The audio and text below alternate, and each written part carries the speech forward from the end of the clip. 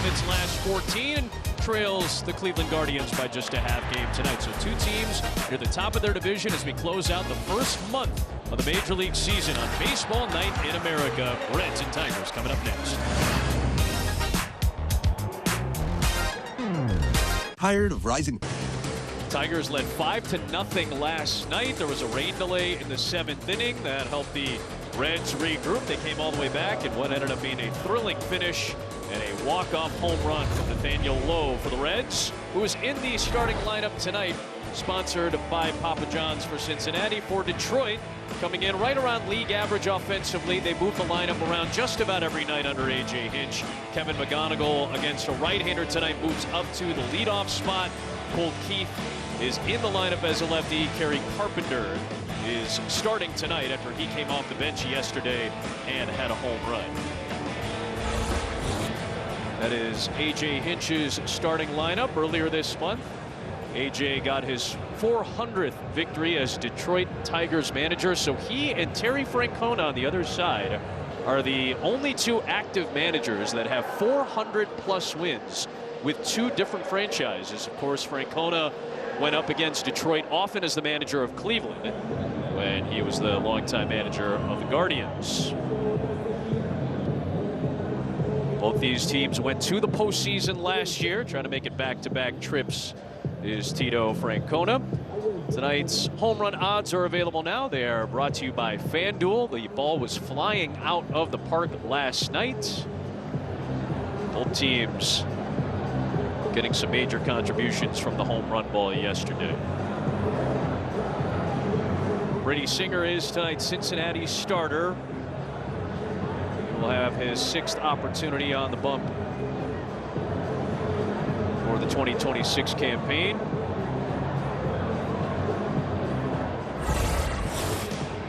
As we talked about, it was a 5-0 start for Detroit. Then Nathaniel Lowe, who wasn't even part of the starting lineup last night, got inserted because of an injury to Eugenio Suarez, came on and hit the 2nd home run of his night. He and Matt McLean each had a pair of home runs, their first of the seasons. And Nathaniel Lowe with the walk-off last night, yet another thrilling Tigers victory. And now Brady Singer tries to give Cincinnati another series victory and tries to bring the ERA down. He had a rough start a few outings ago against the Miami Marlins. Since then, back-to-back quality starts for the former Kansas City Royal.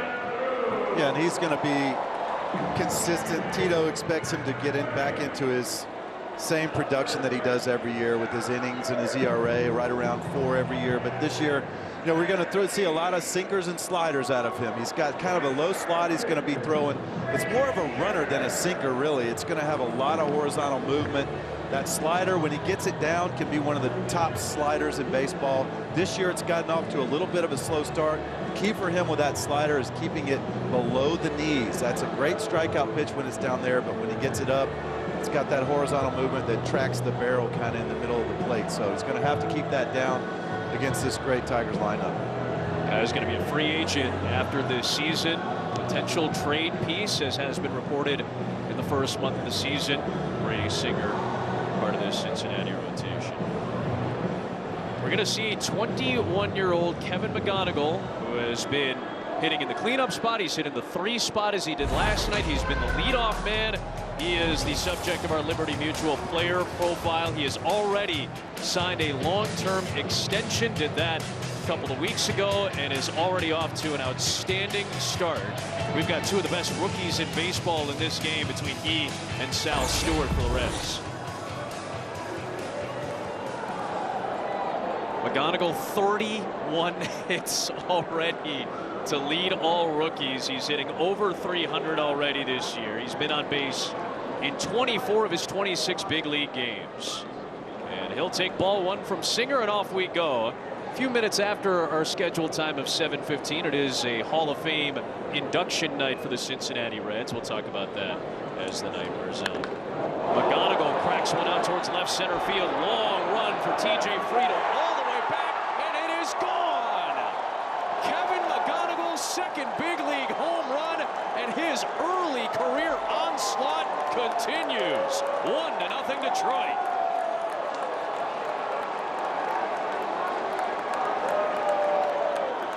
second pitch of the game. Second career big league bomb. Well, he loves the fastball, and he gets a fastball up, out away from him right here where he drives it.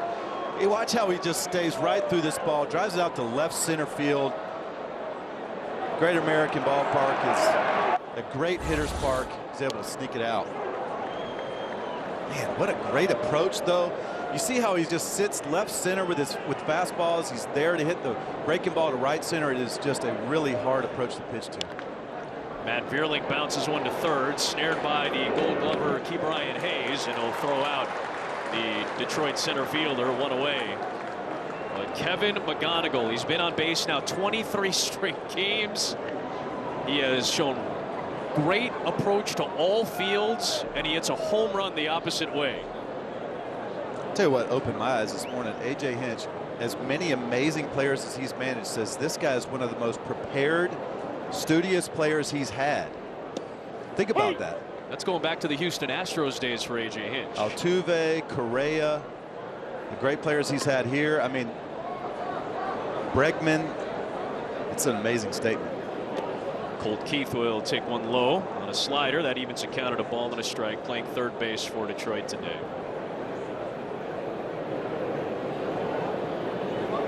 Off to a solid start. He's hitting the ball very hard, just not getting a home run out of it. There it is, another hard hit ball, and it gets through the middle for a base hit. So two of the first three Tigers have reached to start the night against Cincinnati's Brady Singer, who has seen a lot of Detroit in his career going back to his time with KC. Yeah, he's got a 7-1 career record against them. But these Tigers look like they showed up ready to give the Yoopers up there in the Upper Peninsula of Michigan a treat tonight. There's his career against those Yoopers and everybody in the mid. 7-1 with a 3 ERA. First pitch swinging, Riley Green, little slow roller. The 6'6" Dela Cruz is able to snare it. That prevents any movement from Keith to try to take third, but it's an infield single for Green, who stays hot. Already his third hit of the series, and 3 of the first 4 Tigers have reached with an aggressive approach. Just 8 pitches through 4 batters and 3 hits. A.J. Hinch kind of led on to that. They've seen him. He's a strike thrower. They've faced him a lot. They know they have to get aggressive early in the count. They don't want to see that good slider down in the zone. So now here's the catcher, Dylan Dingler, and he'll take that slider a little low. This is a Tigers lineup that loves hitting the fastball. Yep. Dylan Dingler is off to an excellent offensive start. Already 19 driven in through his first 23 games. Foul tips one, and it's 1-1. Obviously played Gold Glove caliber defense last year, won the award in the American League, but so far this year among catchers, it's one of the most productive, and that obviously speaks to how good the top of the order has been for Detroit as well. Ohio native is back in his home state. He's got 2 on and 1 out here in the first. Already 1 across on the McGonigal home run for Detroit. Hey! Fastball down the middle.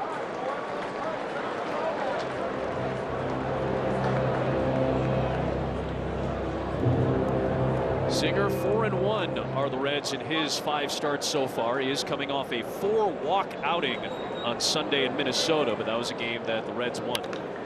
Breaking ball, grounded to short, could be 2. Dela Cruz slings it to McLean. The relay, though, will not be in time. The inning will extend on the fielder's choice. Slowly developing play. Runner now at third and Keith, and there are 2 away.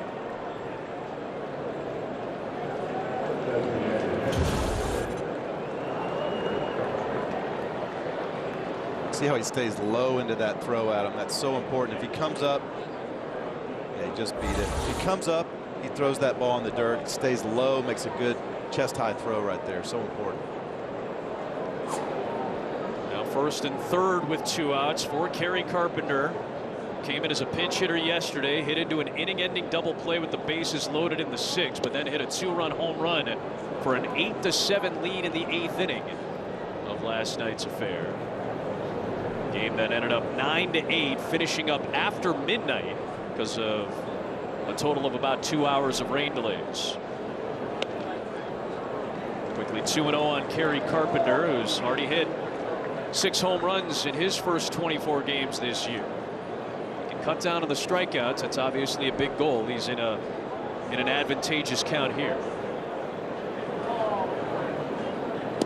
Out front that time of that slider, a tight one for a strike. Great pitch right there. Kerry Carpenter's so dangerous, and he loves to get extended out. He's a great down and away hitter. You can throw something that looks like it's going to be down and away and bite in on you like that, especially breaking ball. He's a little breaking ball weak, but down and in, oh. Now he's ahead of the count, 3-1.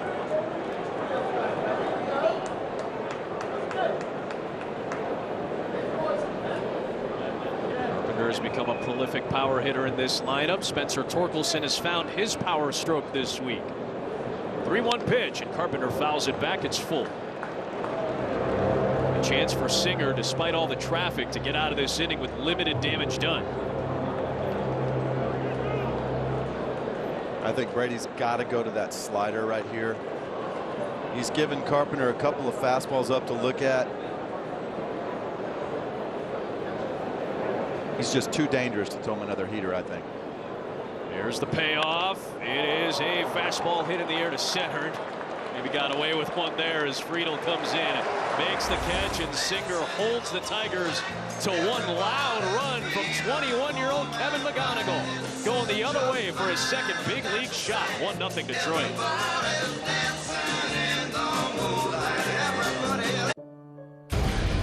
There's the Reds starting lineup. It is sponsored by Papa John's. They have started to find some offensive consistency after a good road trip and a strong game last night. They switch up the lineup. They saw the lefty Framber Valdez last night, and now with the righty Jack Flaherty, their lineup looks like this evening. And it is Jack Flaherty who is trying to cut down desperately on the walks, 20 of them in just over 23 innings. Yeah, his timing's been off so far to this point of the season. Foot's down, the arm's not up. He's having to really rush with his front side and pull off, and so he's really been working on that, getting that stride extended maybe, getting the ball out early. There's a lot of different ways. We're going to see good four-seam fastballs, nasty slider, curveball combination. He's going to sprinkle in a sinker and a changeup, but it's going to be that fastball and 2 breaking balls mainly. TJ Friedel is quickly behind in the count, 0-2. As he went around, according to the third base umpire Eric Bacchus. So the light hitting center fielder, at least to start this year, guy who hit 260 last year. It's 100 points below that this year to start. Came in as a pinch hitter yesterday and then played left field. Friedel's a better hitter than the numbers he has shown in the first month of the year. And he's down 0-2, and Flaherty deals and freezes up. 3 pitches, 3 strikes, 1 out. Much sharper start for Flaherty. Friedel looked like he was expecting him to bounce a breaking ball right there. Just totally caught him off guard with that good fastball. When you have a good carry on your fastball, you can throw it at the knees. Hitters think it's going to drop, and it just stays right there on plane, clearly in the strike zone. Tough start for TJ Friedel. Now here's Matt McLean, who had a 2-home run game yesterday.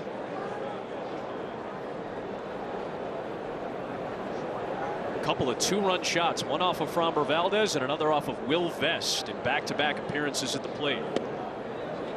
And this is a guy, I think he's one of the keys to their lineup. That was so huge for the Reds nation yesterday, seeing him hit 2 home runs. A guy who, when he's seeing the ball really well, covers the whole strike zone, drives it to right center, left center. He is a very, very tough out when he's seeing good. It's a 2-0, and misses inside. Does Flaherty with the slider. Jack getting into a tough count here. This is a pretty good first pitch strike team in the Tigers, but Flaherty has been the opposite so far. Comes back with one there. Career high 6 walks on Monday in his last start on the road at Fenway Park against the Red Sox. This is a guy who's made almost 200 starts in his career. 3-1, and there's a walk.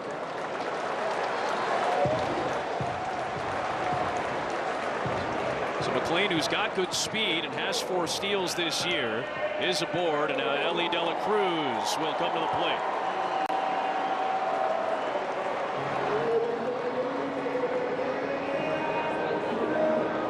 electric five-tool player is off to a very strong start. He and Sal Stewart each have 8 home runs.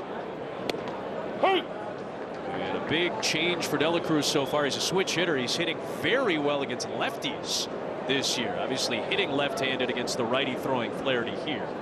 He's hitting from both sides of the plate to start this season. And it's a ball and a strike. Yeah, I think 5 of his home runs are against lefties this year.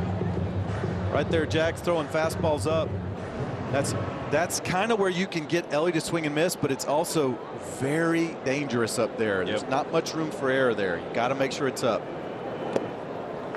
Now 2 balls and a strike. To your point, Wayno, 6 of his 8 home runs this year have come against 5 of his 8, I should say, against lefties. That's as many as he hit all of last year against left-handed pitching.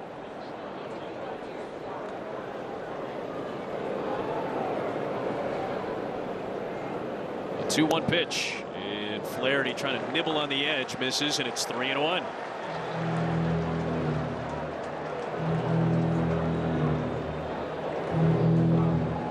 So after retired Friedel on the first 3 pitches he tossed, now in danger of walking back-to-back hitters, which he does, and there are 2 aboard for Sal Stewart. And that's exactly what I mean when I said earlier that his timing is not synced up. His upper half and his lower half are not synced up right now. His foot is hitting before his arm is ready to throw this ball. He's missing a lot of arm side. The occasional time his hand knows he's late, it will snap a curveball or a slider way over in the left-hander's batter's box. Now he's got to face Stewart with 2 aboard, and he starts him off with a fastball strike. But that's this. It's the same. It's a different result for the same problem. He's got to get synced up. He's got to be on time. He's got to get out over that front leg a little better.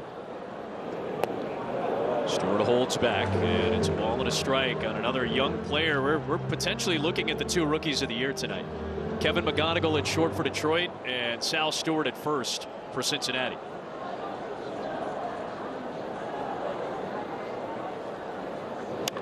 And Stewart cracks it to deep left field, ranging all the way back is Green. He's going to turn around and watch it go. His 9th of the season, and the Reds jump out in front.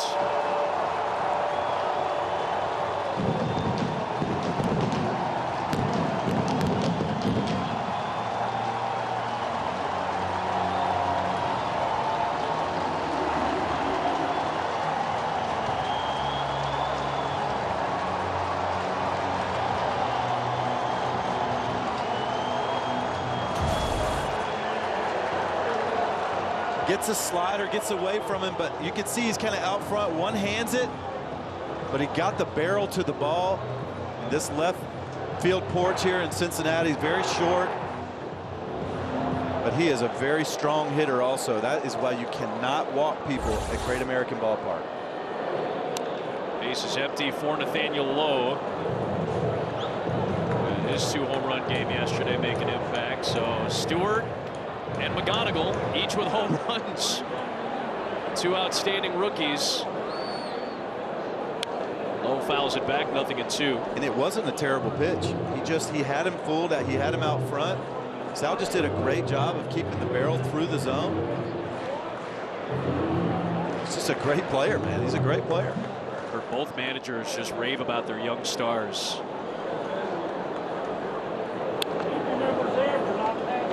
Understandably so. You can see why there's so much excitement around them. Stewart made his debut in September of last year, officially a rookie this year.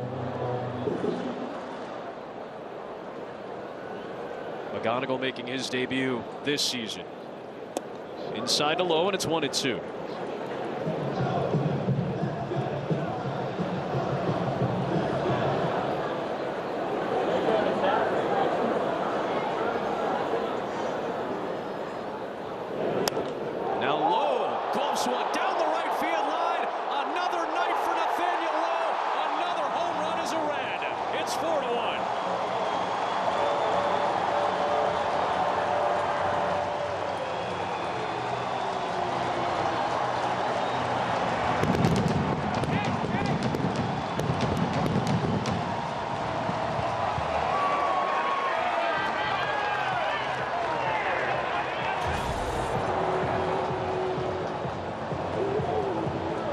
Another slider, down and in, maybe down kind of middle almost.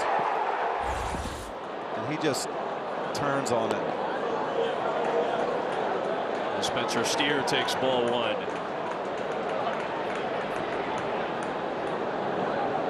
We saw a combined 8 home runs last night between these two clubs, two teams that have started to find some consistency and some power offensively. And after an 8 home run night last night, 4 apiece, we've already got 3 bombs in the first inning tonight. And Nathaniel Lowe is traditionally pretty weak to spin. He just made a great swing right there.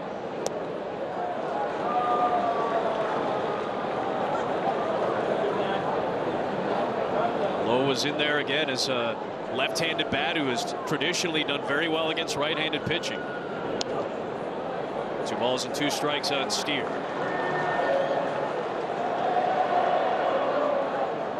Steer got on base last night with 2 strikes and 2 outs, down by 1 in the 9th inning. He got aboard, and that allowed Lowe's home run to be a walk-off. He fouls another one away. I don't know how many times you see it, Adam, when a big guy in the lineup goes down and whoever comes in off the bench fills in for him. It seems like that guy always has a big day. That was the story for Nathaniel Lowe last night. Had to come in for Eugenio Suarez, who dealt with an oblique injury in pregame batting practice. Oh, that one came in and looked like it got a piece of the elbow pad. So Steer is aboard, and boy, Jack Flaherty still trying to find it. His first 3 pitches were strikes. He struck out Friedel. Since then, walk, homer, hit by pitch. And here comes Chris Fetter to try to settle down Flaherty. Wait, no, you came up with Jack Flaherty. When Jack Flaherty came up, you were with him in St. Louis. You saw what he was like as a very young player. Now he's 30 years old. Give me a sense of how he kind of goes about his business as a pitcher. This is one of the hardest workers that I ever played with. He's an incredible athlete. Can dunk a basketball like 360 backwards, like crazy stuff. Likes to get down the mound. Used to be like in the top 5 or 10% in extension. That's dropped the last few years. I don't know if that's playing into what's going on right now, but it just looks like he's a little out of sync to me. His ball, when his 4-seam's good, he drives it low and it has a little cut, kind of like that right there. That actually looked a lot better. But it'll have a little cut to it when it's good, and then he'll work that slider curveball off of it. But right now, what he just hit him with is exactly what he's been missing with all year. They haven't got hits. Yep. They haven't been driving the ball. He only given up 1 home run coming into today. So that's not been the issue. The issue has been free passes, but the Reds are making him pay today. Stevenson goes around, and it's 1-2, or did not go around, beg your pardon. It's 2-1. That flips the count in his favor. You're going through a very light part of the Cincinnati order at the bottom 3rd. Stevenson's hitting 167, Benson 176, Hayes under 100. But a 30-pitch first for Flaherty. Pitch number 31 is fouled for strike 2.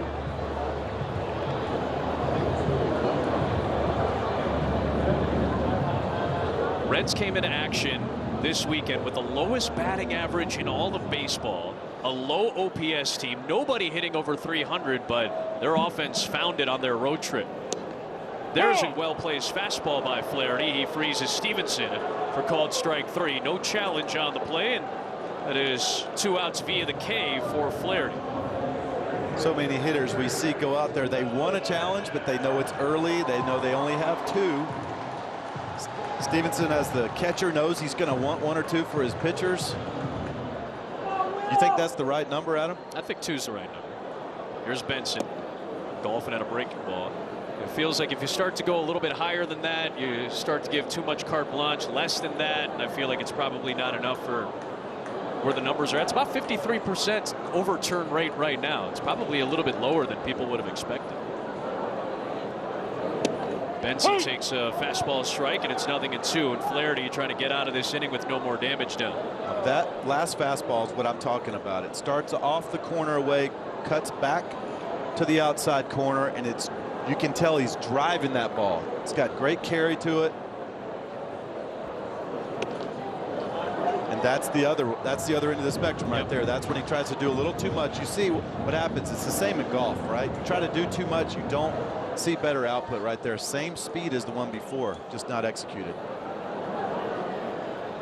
1 on 2 out, the 1-2 pitch, and Benson goes waving at a breaking ball. Dingler will fire down to first. But the Reds put up 4 in the first inning. They have 13 runs in their last 6 innings against Tigers pitching. 2 walks, and then Stewart makes them both count with a 3-run blast. Lowe follows it up with his 3rd home run in 2 nights.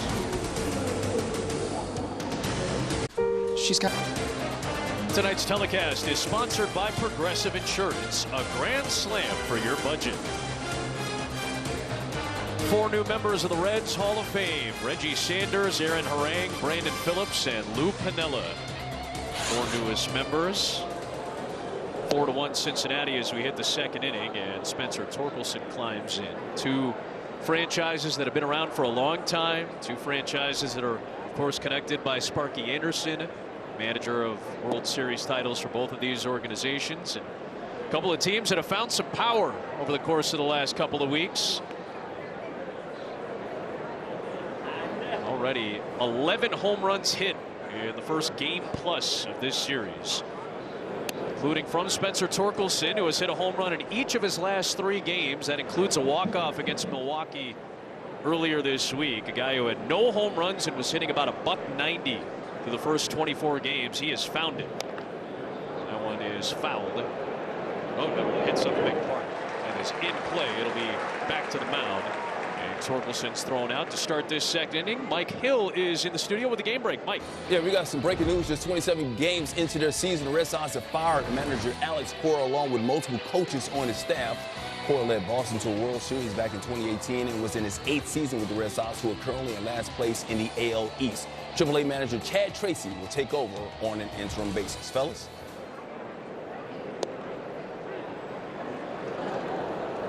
It's big news. This Detroit team was just at Fenway and saw the Red Sox.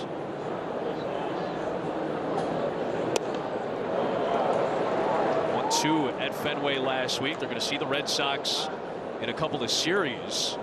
Will the Tigers? They're going to have a new manager in Chad Tracy at the helm. After a very difficult start, very little offense from that Red Sox group, low power, a lineup that has so much talent just has not clicked in the early part of the year. Ball and 2 strikes on Wenzel Perez.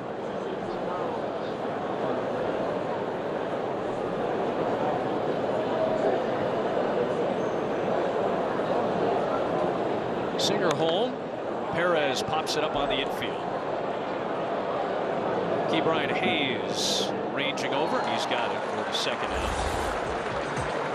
Surprising maybe to see these 4 teams all having their share of struggles. Teams that we expected to be contenders in their divisions. Yeah, I would expect the win and loss records to be completely flipped on all 4 of those teams, actually.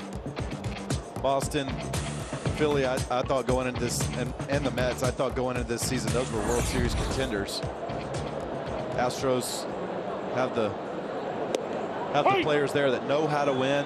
You got to think they'll turn it around at some point, those teams. Certainly hope so. We're in those cities right now. The Mets have won back-to-back games. They got rained out against Colorado earlier today. Javi Baez fouls another one. It's 0-2. Phillies are in Atlanta tonight after suffering their 10th consecutive loss last night.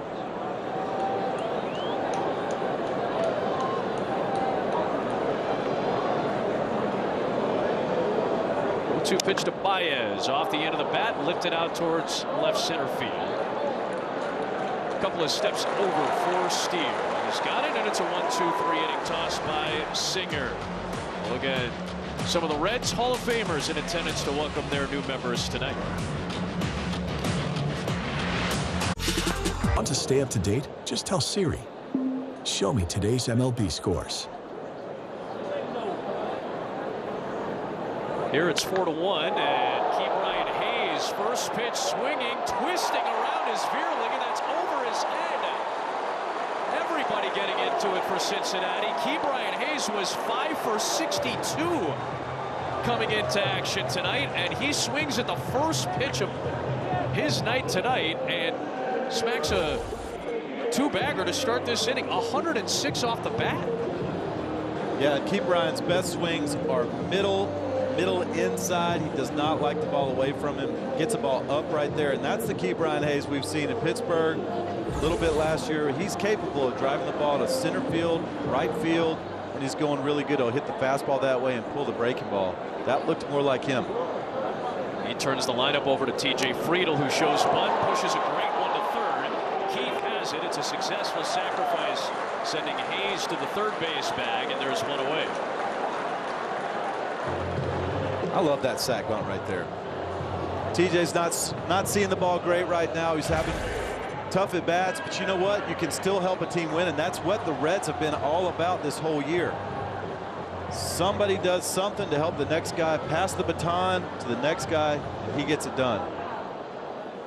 Already a third sacrifice of the season for Friedl. That moves Hayes to third for Matt McLean. Infield is in, and he'll take ball one.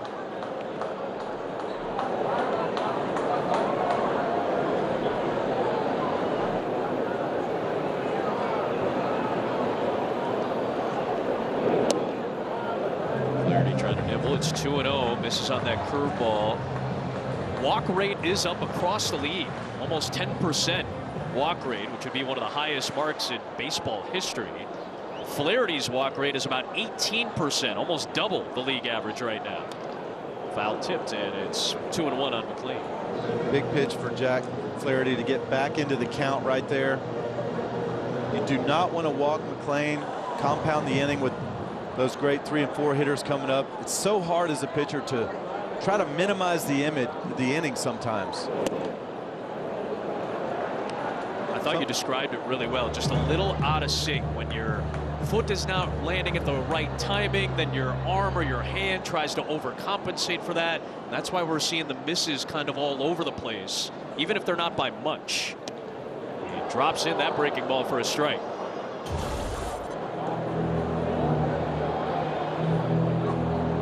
Yeah, to me, I've just seen him at his best. To me, that looks a little short. You should, as a pitcher, we shouldn't always just chase extension. That's not always a great thing. But for Jack, I think for his timing, it wouldn't be such a bad thing to maybe have that, maybe even if it's just 2 or 3 inches farther out there, it would be better.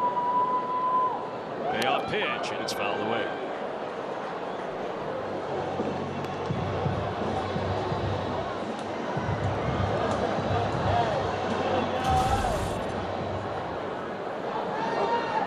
Takes great hip mobility to get way down the rubber and be able to rotate around your front leg like that. He gets McLean on a slider. Big second out. 2 away here in the second inning. Huge out. Just a slider, just a challenge me slider. McLean, a much better fastball hitter than he is breaking ball hitter. Hayes, the leadoff double, still waiting at third. Now 2 away for De La Cruz, and he takes ball 1 outside.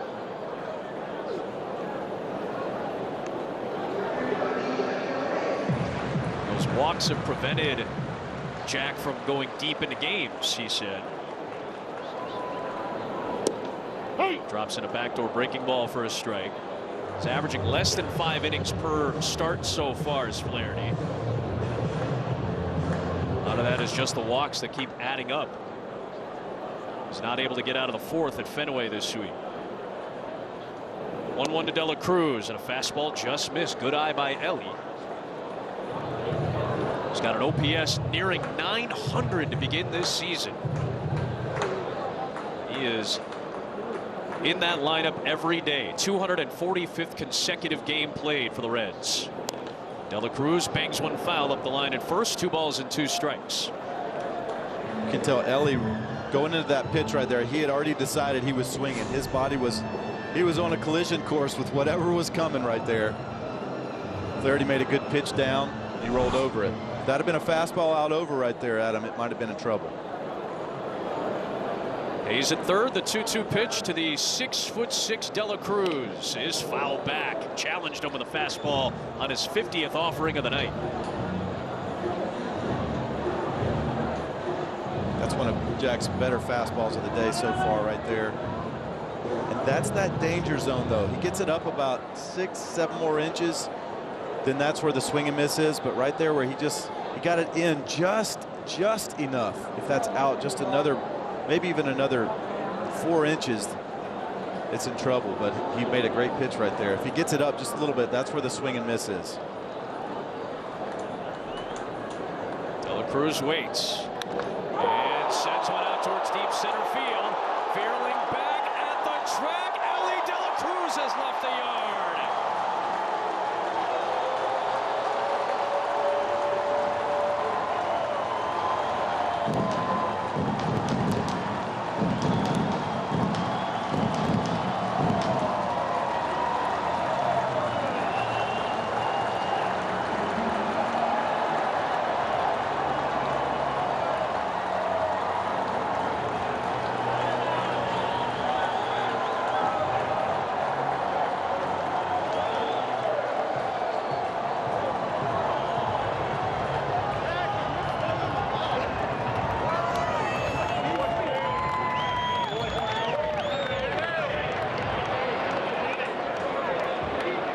Cashes in the leadoff Hayes double, and a 2-run shot on Flaherty at 6-1 Cincinnati.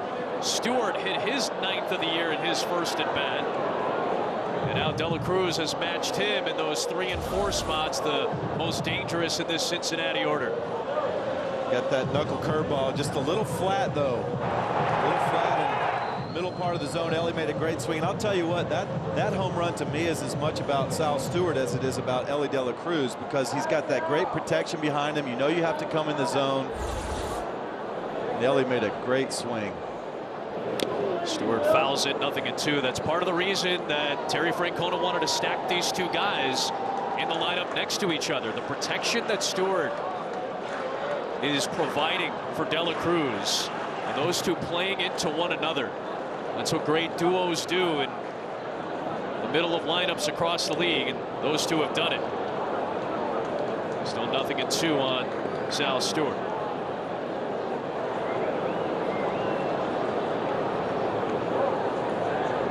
Already had 12 home runs in the first 11 innings of this series combined. The most that we've seen in any 3-game series this year. One of them just took place this week, the Diamondbacks and the White Sox. White Sox were hitting home runs all over the place at Chase Field. Dodgers, Rangers, Dodgers, Nationals, those series saw 13 combined. We've already had 12, and we've got almost 2 full games to play in this set.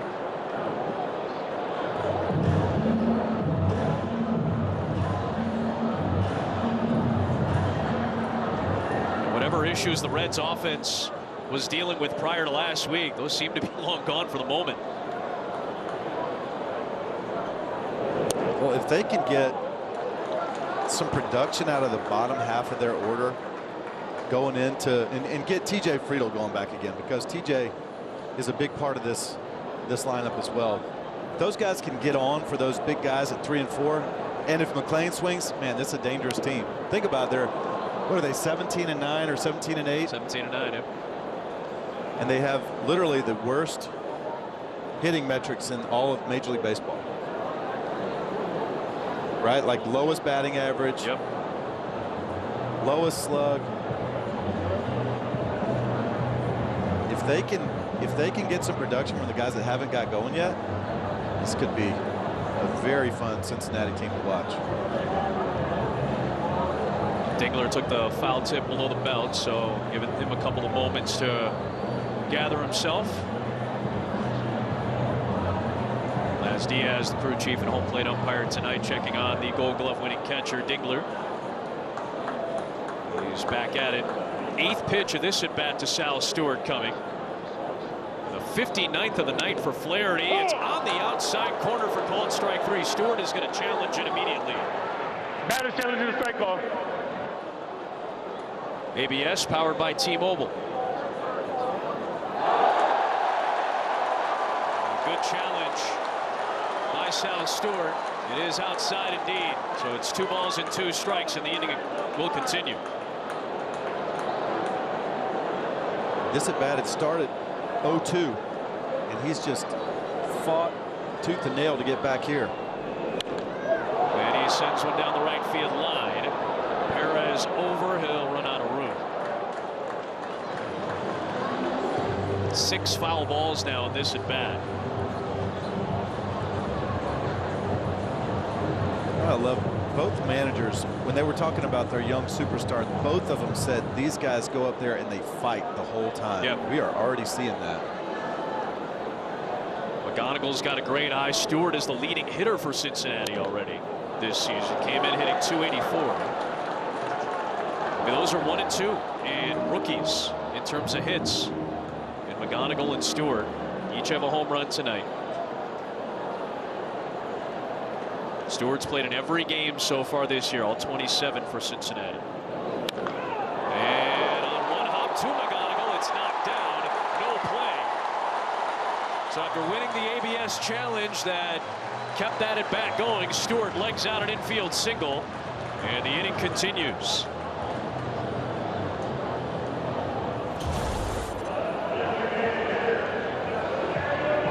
It's a great at bat. You can tell by each pitch he just got more and more comfortable every time. You saw the pitch before when he fouled off the fastball down the right field line. He kind of stepped out, shook his head like, all right, I'm timing him up right now. He just looked very, very comfortable the more and more he got into that at bat. So now Dingler goes out to settle Flaherty down. That was an 11-pitch plate appearance that ends up in an infield single.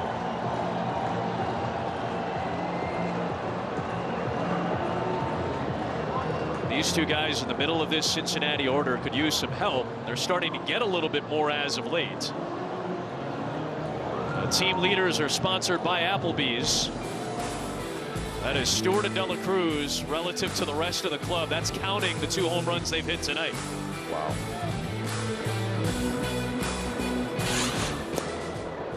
First pitch is just a little bit low and inside to Nathaniel Lowe, who has contributed 3 home runs in his last 2 games as a Cincinnati Red.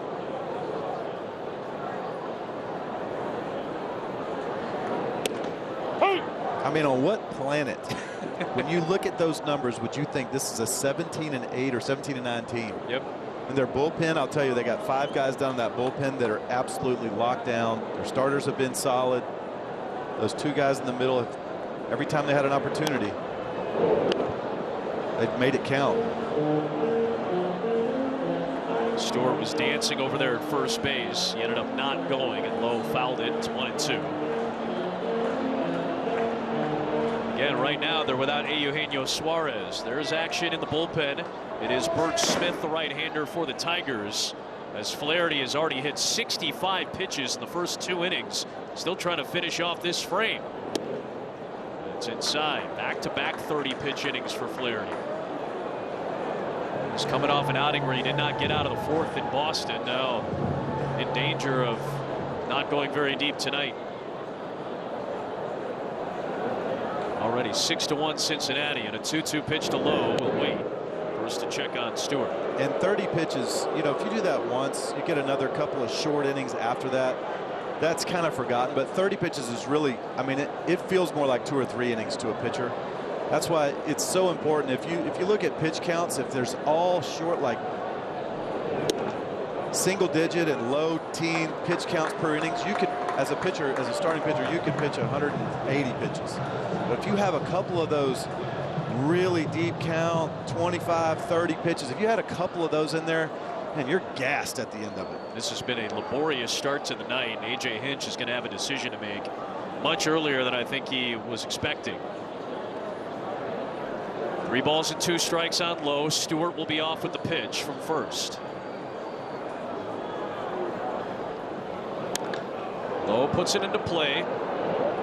Second baseman Baez will flip to Torkelson. That'll retire the side, but not before Ellie De La Cruz adds to the power surge in Cincinnati. His 2-run shot makes it 6-1 Reds. De La Cruz with a home run. It's 6-1 Cincinnati as we head to the third inning. Top of the Detroit order, and Kevin McGonigal, who had a solo home run to begin the night. And he'll take ball one. We're joined from the Detroit dugout by starting pitcher Tarik Skubal. Tarik, as always, man, we appreciate the time. Yeah, thanks for having me. Back-to-back Cy Young Awards for Skubal. And we're watching a 21-year-old kid do incredible stuff at the plate. Wanted to get your thoughts on what you've seen in the first month of the career of Kevin McGonigal so far. Yeah, I mean, obviously the on-field stuff kind of speaks for itself, right? But I think the guy that I get to see in the clubhouse and the guy that I get to see show up and put in the preparation, that's what I really love. And, you know, the results right now are great, but his preparation's even better. Would you call him Professor McGonigal? Yeah, you can call. I mean, he can say I'll call him whatever he wants to be called. I don't care. Look at that. These strokes are not towards center, and that's going to drop for a base hit. McGonigal 2 for 2, 33 hits. Tarik, your rookie shortstop as of tonight has so far in his MLB career. Very impressive. No doubt. I think I gave up 33 homers as a rookie, so he's doing much better than I did. So he's aboard to start the inning for Matt Vierling. Tarik, I know we were just watching some of the struggles of Jack Flaherty, who's trying to find it. I kind of want to get your sense when you're going through some, whether it's a rough patch, a tough start to a game, what are the things that you do to try to find a rhythm, to try to find a mechanic, to try to find something that you know is going to get you back on track? Yeah, I just go back to my preparation and trusting my routine and what I do the 4 days in between starts and just go out there and compete. You know, obviously the game is going to provide a lot of adversity, and that's a good thing. You know, I think there's a ton of growth to be had in adversity. You got a challenge from Vierling here, Tarik. Let's watch this. ABS powered by T-Mobile. We'll all get a look at it together. It is a strike.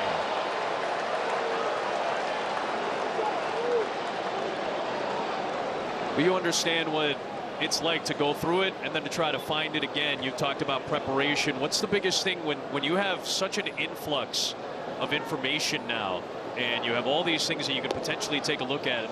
What is it that you lock into when it comes to preparation now? Yeah, there's a ton of information out there, and as in-depth as you want to go, you can go, you know, however you want to look at scouting report. But, you know, I think baseball is still the game of baseball. First pitch strikes, getting guys into leverage, throwing strikes, filling up the strike zone. I think all those things are still really important, and that's maybe a little bit of old school of me, but you know, I think the game of baseball is still the game, and you got to play that game, and then you can start talking scouting reports. Well, we also can make this as hard as we want to, can't we, Tarik? With all that information, you can overthink things. Keeping it simple is sometimes the best approach. No doubt, no doubt. And that's pitching, though. You know, ebbs and flows, and however it goes. You know, I think adversity is great too. You know, failure, it only provides growth and promotes growth, and there's a lot to learn in this game, whether you're pitching well or not. You know. So off back-to-back Cy Youngs. Congratulations, by the way. That's awesome. Appreciate it. How's the arm feeling coming into this year? Did you do anything different in your recovery or anything different in spring training, or is it just same old, same old? Yeah, I kind of did the same thing that I've done since the arm injury in 22 in terms of throwing and preparation and getting ready to go. I think my throwing program coming back from injury was really good, you know, and that's a credit to Fett, Robin Lund, and the Tigers, you know, training staff here. They kind of provided a plan for me, and my arm responded really well to it. My body responded well. So I've done the exact same throwing program every offseason. You know, I start pretty early. I take about a week off of throwing, maybe 2 weeks of throwing from the end of the season, and then I ramp up as if it's my first day rehabbing, you know, and then that lines me up perfectly with spring training and gets me ready to go and hopefully be healthy for another season. 1 week off. Yeah, 1 or 2. You know, I think I like to throw, though. You know, I love having the baseball in my hand and throwing. That's just kind of, that's who I am. I don't like taking, you know, a month off. I start to miss it, you know. Ball and a strike on Colt Keith. I like what you said there, though, about building back up. You still, even though you know you could start long tossing 300 feet probably, you start back at right in the beginning, and that kind of probably gives your arm a break as well. No doubt, no doubt. I mean, the first 3 weeks I'm playing catch. Out towards deep left field. Might have a shot. Steer is all the way back at the warning track, makes the catch. Back to first base goes McGonigal, and there are 2 away and allowed out from Colt Keith. And that's the only place in this ballpark that is kind of hard to get, that left center area right there. You got to really earn it. No doubt. I think, I mean, there's no lead safe here. You know what I mean? I mean, you pitch in here, you pitch in this yard for a long, long time. There's no lead that's safe in this stadium. 2 away now as Riley Green will come to the plate. As Great American Ballpark, one of the bandboxes in Major League Baseball, has always been very hitter friendly. Speaking of hitters that are looking very friendly, that's Riley Green. Tarek, give me a sense of what you've seen from Riley to start his season, because he's really starting to find the power stroke. Yeah, I don't think it was a matter of if, it was a matter of when with him, when he starts swinging it, you know, and then starts running the ball out of the yard. You know, he's a dangerous hitter, and in any count he can leave the yard against any guy in the big leagues, and it's very impressive what he's done, you know, in a relatively early start of his career too. I was going to say, did you notice a difference in the first 13 games to the last 14, not just with Riley, but the offense in general? Yeah, I don't really try to put too much merit in it. You know, I think just there's a reason we play 162 games. You know, these ebbs and flows of the season. You know, obviously you don't want to fail and stuff, and you want to go out and put on a good performance all the time. But I think after 162, that's when there's a good measurement for who a guy is. I think this is the longest conversation we've ever had with Tarek. Usually they go 3 up, 3 down, like 4 pitches every time we have him on the. I know. Usually I don't like doing these things because we don't sustain offense when I'm on the mic.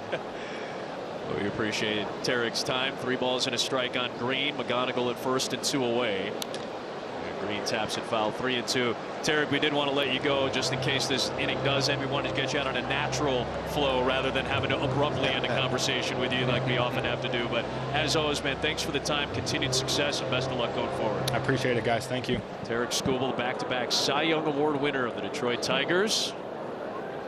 His team got a victory in Milwaukee when he was on the bump the other day. Runner goes, Green hits it on one hop. That's past the second baseman McLean, and with the runner and McGonigal moving, he'll go first to third.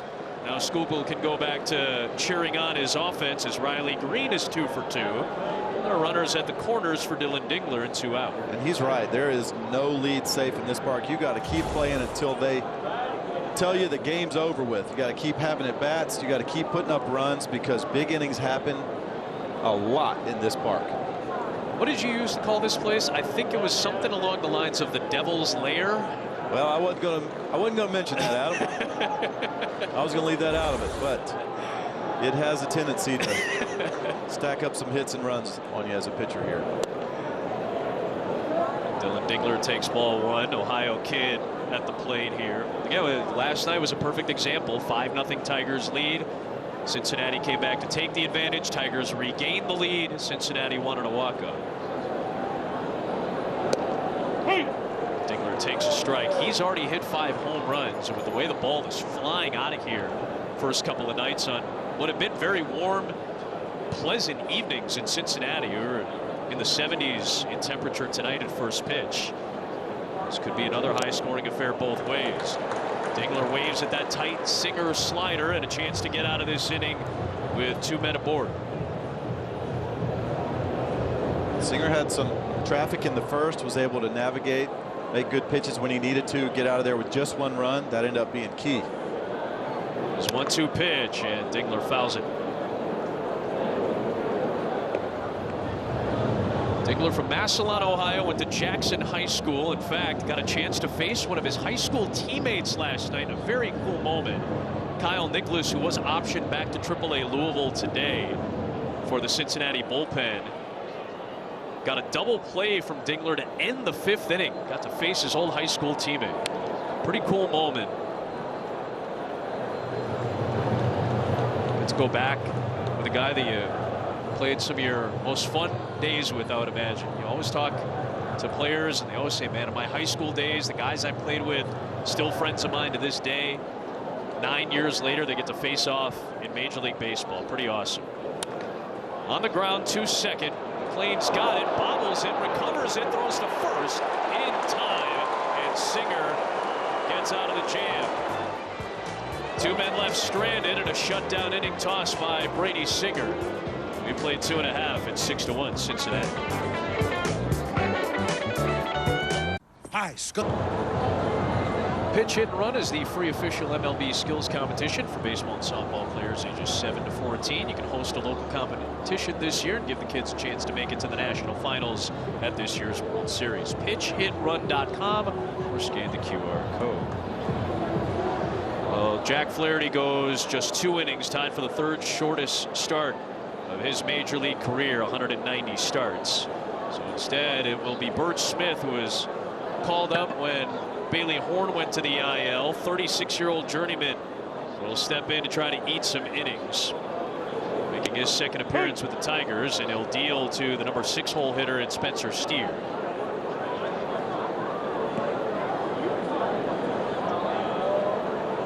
One of the free passes issued by Flaherty. Walked 2 and hit Steer. Gave up 3 home runs, 2 more than he had allowed in his first 5 starts combined. Those 68 pitches, the Reds made him work in those 2 frames. Steer takes a breaking ball low, and it's 2-1. Yeah, when Jack Flaherty is right on the mound, he is not a guy who gives up home runs.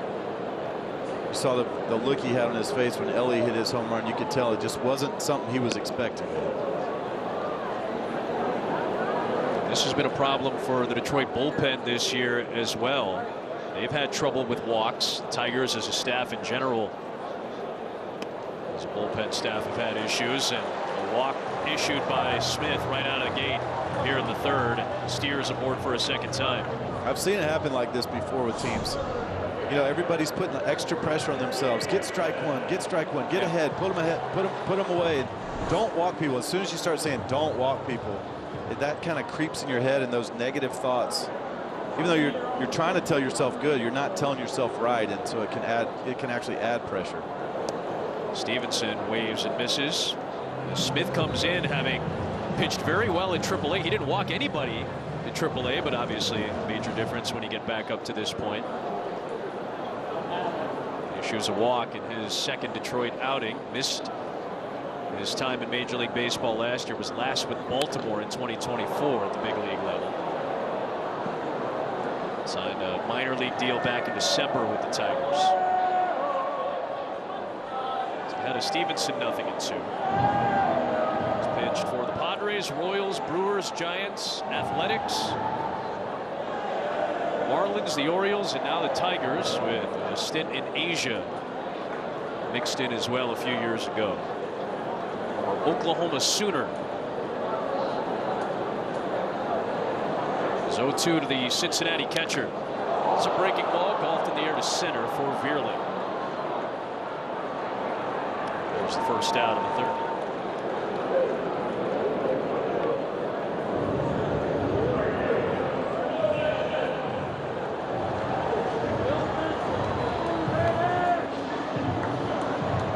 Down for Will Benson.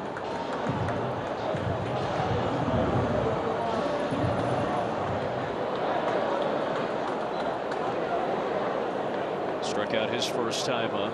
21st game, still hitting under 180. This one foul.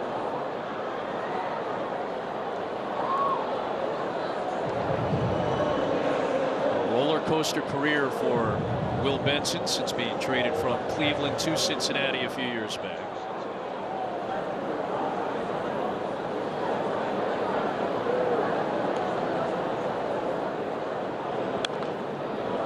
Fouled away, 0-2. Back in more of a platoon role now. He and Reese Hines have been combining in right field.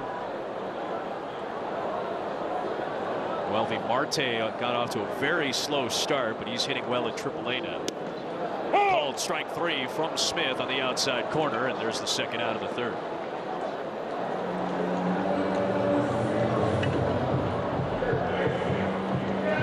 Bert Smith's coming in with some good stuff right here. He's working his fastball around. Perfectly located 4-seam fastball on the outside half after he threw a couple of changeups out there, a fastball away. I think Will thought he was going to come with a breaking ball there. There's a breaking ball to start off Hayes, who doubled on the first pitch he saw from Flaherty and then scored on the Dela Cruz home run in the 2nd. And Smith at 36 years of age, still pumping it in at 95 plus.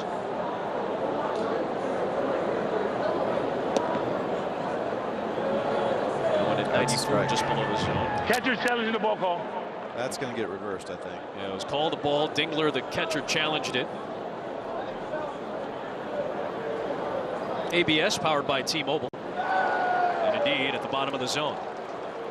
A good challenge by Dingler. Flips the count to 0-2. That's 8 straight strikes since the leadoff walk to Steer from Smith.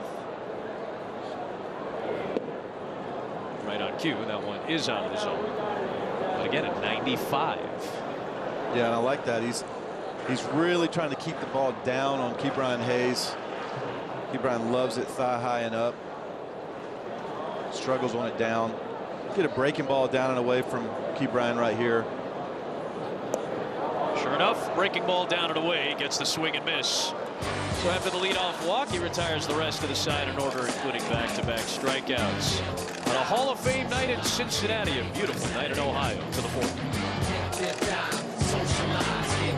At Jersey. Tigers and Reds on baseball night in America from Cincinnati.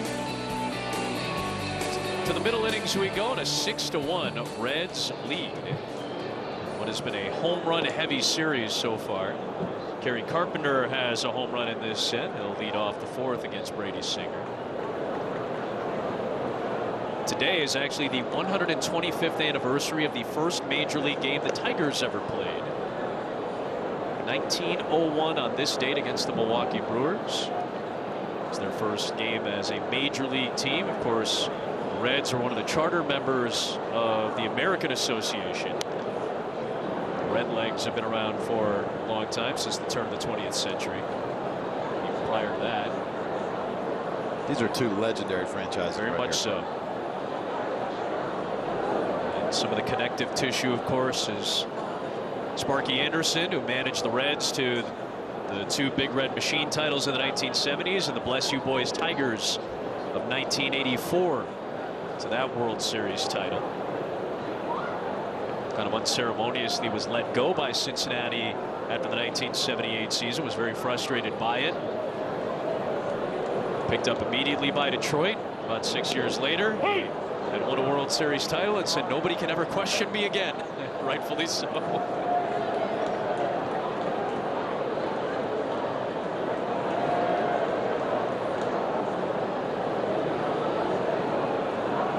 It's a lot of titles going back to the 20th century. The Nasty Boys and Company in 1990. Payoff pitch to Carpenter, and Singer gets a fastball by him for out number 1. Brady Singer with his first strikeout of the night.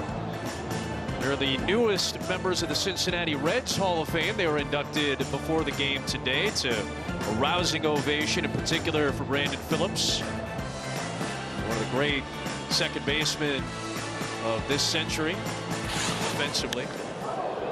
First pitch swinging, Spencer Torkelson drives one in the air, deep right center field. It's gone. 4 straight games with a home run for Torque. And what a play made by a Cincinnati Reds fan out there in right center. Opposite field power for Spencer Torkelson. No home runs his first 24 games, 4 in the last 4 games. And that's not something you see Torkelson do a whole lot, go right center like that. That's such a good swing right there. Middle in, sinker running into him. But he is a thigh-high crusher, and Brady Singer made a mistake thigh-high right there, and Torkelson deposited it. All it takes is one, is what A.J. Hinch said about Torkelson, whom he benched in Boston earlier this week to clear his head, give him some time. Came back on Tuesday. Now home runs on Wednesday, Thursday, Friday, and now Saturday. That includes a walk-off home run in what was a series win against Milwaukee. Oh my goodness. Yeah. Great play. Even better play to give it to the kid. Yeah. I don't think that guy that dove three rows down was going to give it to the kid. No, he seemed hell-bent on keeping that one for himself. I'm glad it went the other way. So 6-2 now. That is the 13th home run of this series combined. That ties the most for any 3-game series played in Major League Baseball this year. And we're only a game and a half through a 3-game series right now. And all smiles for that young fan. Going through the right side, and Wencel Perez has a base hit. He has just his 3rd hit in 37 at-bats this year. So the bottoms of these orders that may have been struggling a bit, maybe the cure is Great American Ballpark. Yeah. Seems like everybody's in on it. Don't leave Cincinnati without one. I heard so many people say that.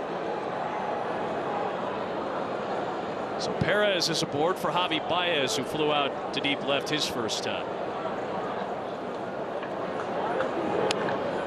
First pitch swinging, the aggressive Baez fouls it. All-star last year, mostly as a center fielder, as he made a positional change to help out the Tigers, who were dealing with some injuries. Baez fouled that one off his bottom half. Now moving back into more of a utility role this year, as Vierling is back healthy in center. You got McGonigal, who can play multiple positions. Baez can play multiple positions on the infield. Colt Keith has played multiple spots. For a guy like A.J. Hinch that likes moving people around as it is, to have personnel like that that can play 3 and 4 different positions, that is incredibly valuable. Hinch has been noted many times, does not like to keep the same lineup on back-to-back days. Rare to see him do that. He's had different lineups all week. He got set for this series, same deal. Baez fouls it, 1-2. It's always interesting when we meet with these managers to get to know the person and their thought processes, and you get around an old school manager, sometimes he might not change his lineup the whole year. You know, Brian Snitker was that way. Tito's that way a lot. Yeah. AJ doesn't leave it the same for 5 innings. Baez goes chasing on another tough breaking ball from Singer. 2 strikeouts in this inning, 2 away in the 4th. And back to the top of the order, it's time for High Speed, sponsored by AT&T. The 2 potential rookies of the year, if you base it off this first month, they have both been outstanding this year, and each has a home run tonight.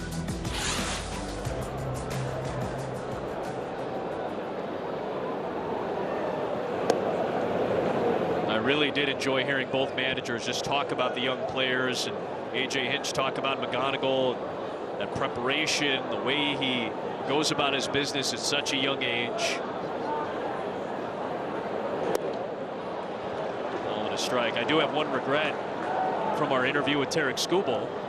Skubal said, hey, at some point, now that you've signed the big contract, McGonigal's going to have to take out everybody for dinner now. That's also part of the deal. Yep.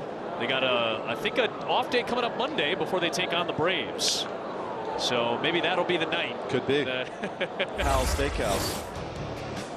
Oh, absolutely. In Atlanta, you got to go. That was a home run in the first. Just doesn't try to do too much. That ball's on the outer third. Just took it where it was pitched. That's just great hitting. I like what he said too. He said $150 million they gave a 21-year-old kid. It didn't affect 1 second of his work. Guys in there working hard, studying the pitchers. First in every single category this year as a rookie. This guy's one in the air to center for Friedel.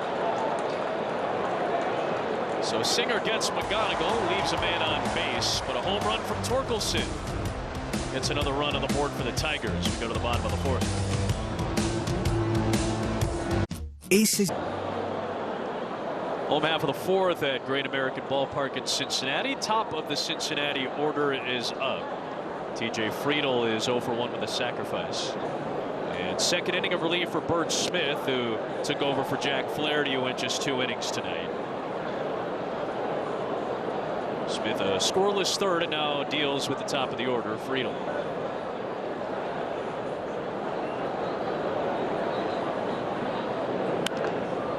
Lifts one in the air down the left field line. That'll prove out a play foul. Friedel is a guy who loves the ball middle in. you see him spinning on balls. That pitch right there, that cutter, kind of started out in the outer half, coming back to the middle. Usually he really puts a good pull swing on that. When he gets his timing back, that's what you'll see. Close pitch. He lays off. It's 2-1. A guy that's averaged 15 home runs a year the last 3 seasons. It's not as if this tough start is indicative of how Friedel has been the last several years. Now his 6th regular season of big league ball. Still waiting on a long-term deal. 3-1 pitch, kind of an excuse me swing, and it's going to land fair for a base hit. It might end up being extra bases. That's all you need sometimes to turn things around. A little excuse me, swing and bunt blooper to left. And a thank you to the heavens after a 52-mile-an-hour exit velocity leads to a 2-bagger. Oops. Hey, hitters will take anything to get them in the feel-goods, man. That was just what he needed right there. Laid a good bunt down earlier. Might be the tide changing for TJ. Now it's the 3rd straight inning for the Reds with the leadoff man aboard, and now Matt McLean walking a strikeout as a man in scoring position. Amongst the paltry overall numbers for the Cincinnati offense, they are dead last in hitting with runners in scoring position, under 200. Doesn't matter. Doesn't matter when you see what winning. they've done, especially the last week and a half. Kind of goes out the window. The other part of this too that you sometimes forget, they're a low chase team and have a relatively high walk rate, top 6 in Major League Baseball. So despite hitting just under 200 with runners in scoring position, they've got a couple of hits tonight, and they're clearly making these pitchers work, as they did Flaherty. Although here, just 3 pitches to retire McLean. Smith gets the strikeout, and there's one down in the 4th. Kind of like Bert Smith stuff. Good bearing 4-seam fastball. He's got the good cutter he's been working, but look at this, just perfect location. Up and in, just above the hands. It's a hard spot for a right-hander to get to right there, especially when he's got a good breaking ball you have to honor away. That fastball still in the zone. That's going to be a called strike if you don't swing. De La Cruz, his last swing led to a 2-run home run in the 2nd.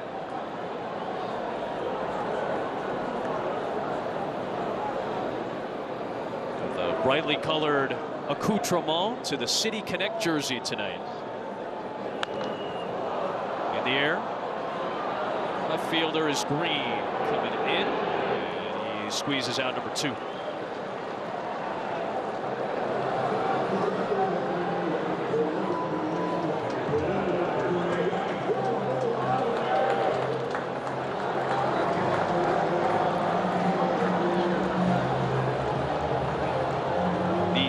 Pitch at bat for Stewart in his last appearance at the plate, in which he won an ABS challenge to stay alive, leading to an infield single. It was the longest at bat of his career. This one, just 1 pitch, a bouncer to 3rd. Pulled Keith across the diamond, and relatively quiet after the leadoff Friedel double. Smith retires the rest of the side in order. We go to the 5th. When we Score big on authentic gear at MLBshop.com. From official jerseys and memorabilia to hats and hoodies, we've got the season covered. MLBshop.com, the official source for your favorite team gear, or gear from circa 1908. 1908-ish. Yeah, maybe that's right around first World Series time, 1919 or so. There's an old a group of, I won't say old, there's above the major league average age players. Sure. As Vierling cracks one to right field, that sends the right fielder Benson all the way back to the warning track for out number There's 1. a group of those guys here in Cincinnati that they play like, they wear those awesome uniforms like that. And you would think you're back at like the Field of Dreams, you know, watching Shoeless Joe play or somebody like that, way, way, way back in Ty Cobb era. And they're all got great mustaches and the cool hats and stirrups on, man. It's really neat to see them out there playing after a game sometimes. Looks like Tungsten Armo Doyle right there, hanging out here at Great American Ballpark. What a name. One away in the 5th inning.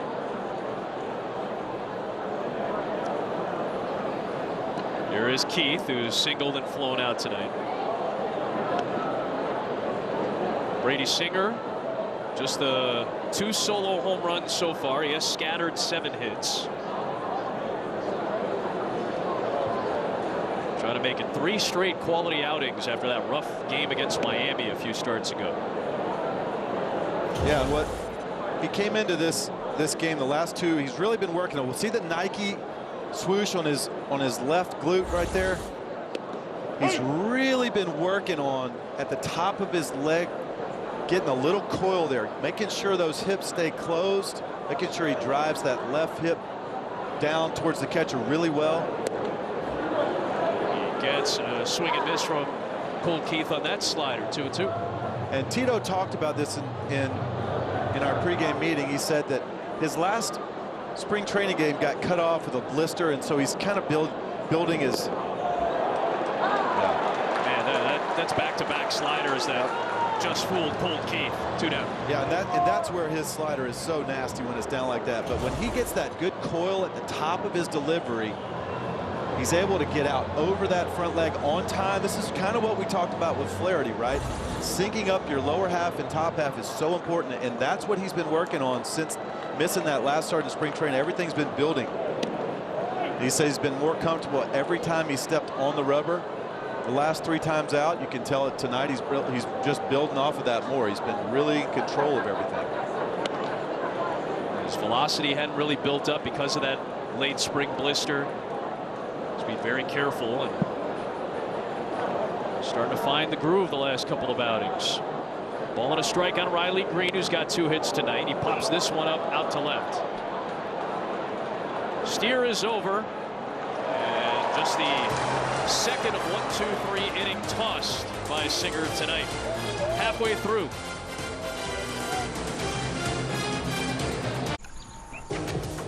On a Reds Hall of Fame night here in Cincinnati, we're very pleased to be joined by a Baseball Hall of Famer, one of the greatest Cincinnati Reds to ever play the game, one of the greatest catchers to ever play the position, is Johnny Bench, who's kind enough to sit down in the booth, give us a treat, give us a thrill. What a pleasure. Hey, Brett. great to be with you. Great to see you, man. I think the last time, Adam, we saw you was at a restaurant. I'm thinking, gosh, why didn't I ever be in that shape?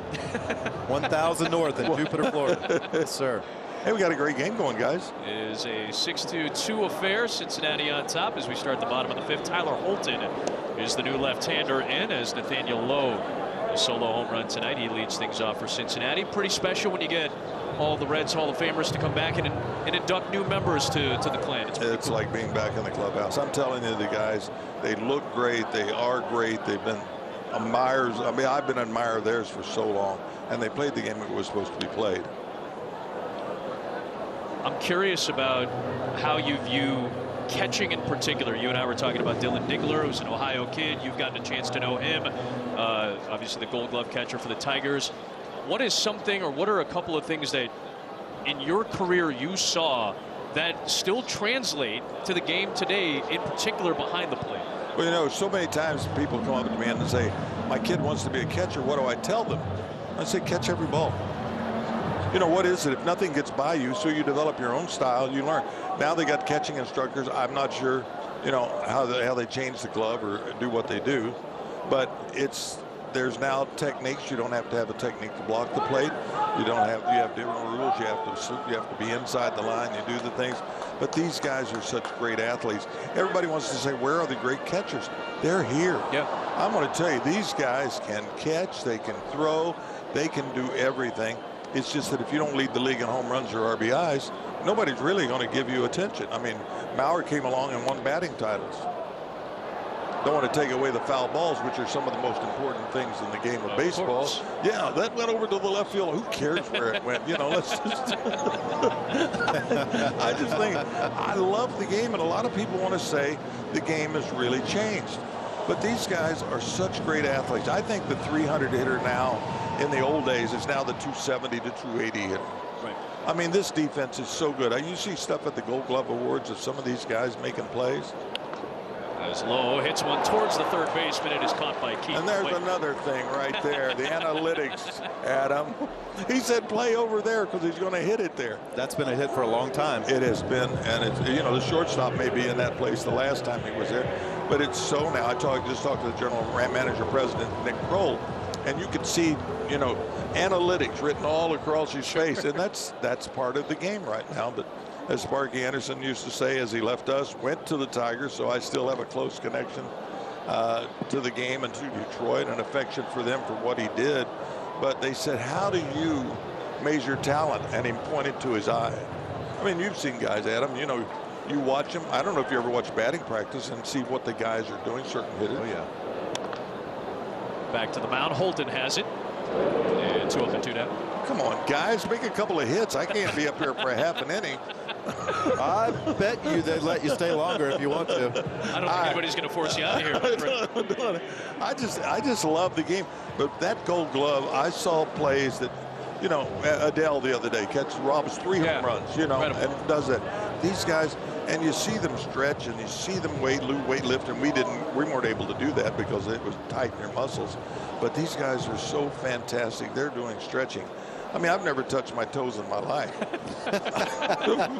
For all of you people out there, you fat softball catchers, now you know exactly that you can still play. Can you still put 9 baseballs in your hand? It was only 7, but no. Can you still put 14 balls in your hand? That's better. The number gets a little higher. You got to be known for something. And I just read on social media I got cancer. So I'm really making, you know, the rounds of doing and everything else. I'm not. I don't. Yeah, just to be clear, you're not. That's just clear, you know. But you guys, I love the way you guys are broadcasting the game of baseball. You know, it's just there. You're not the game, and it's just fun to watch it. So, tell me about the pitcher. I don't know much about him, Tyler. Tyler Holton. Tyler Holton. Well, he's got a nasty sweeper, I'll tell you that. I just saw that on the first pitch. He's got a good fastball to go with that nasty sweeper. And back to pitchers, Tarek Skubal said so eloquently to say what you're talking about. He simplifies the game with all the information that's out there, all the different ways he could take. He's won back-to-back Cy Youngs. He knows he's got to get strike one.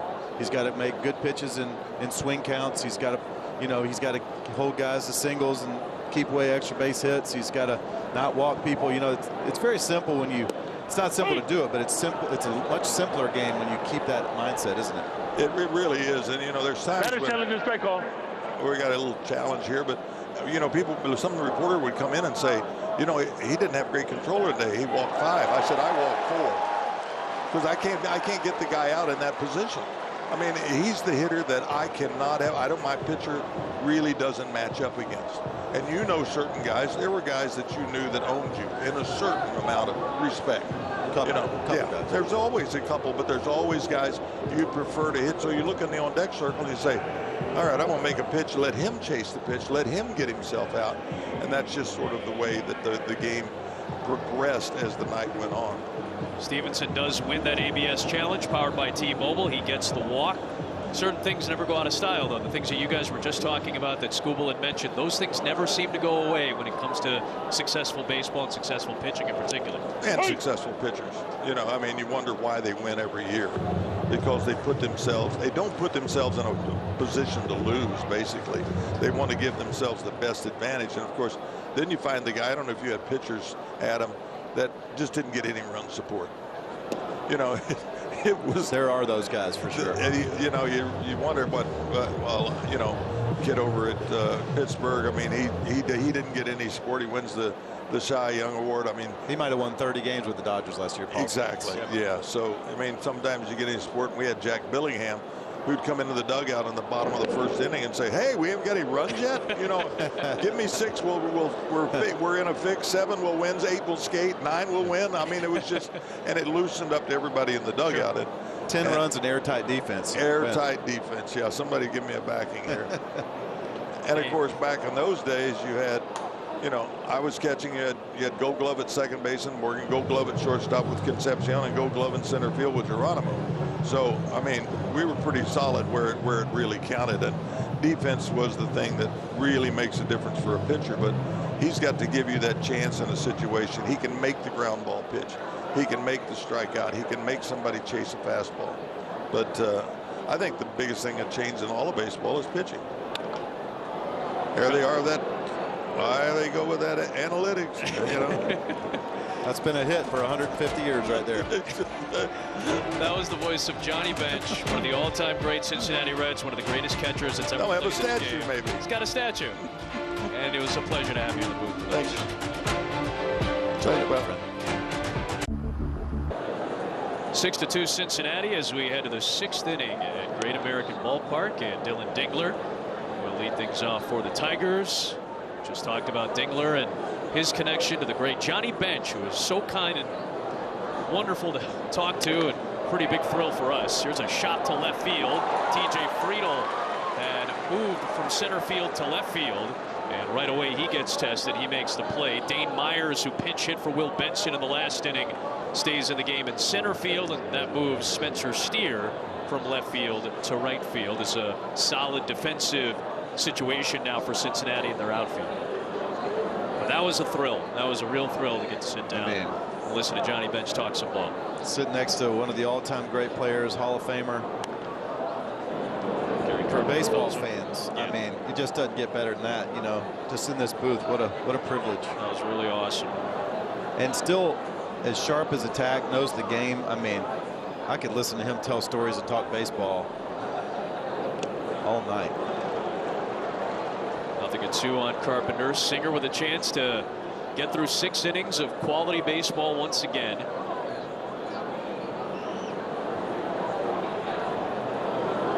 Just 2 solo homers against him thus far. Scattered 7 hits, but no walks issued by Singer tonight after 4 on Sunday in Minnesota.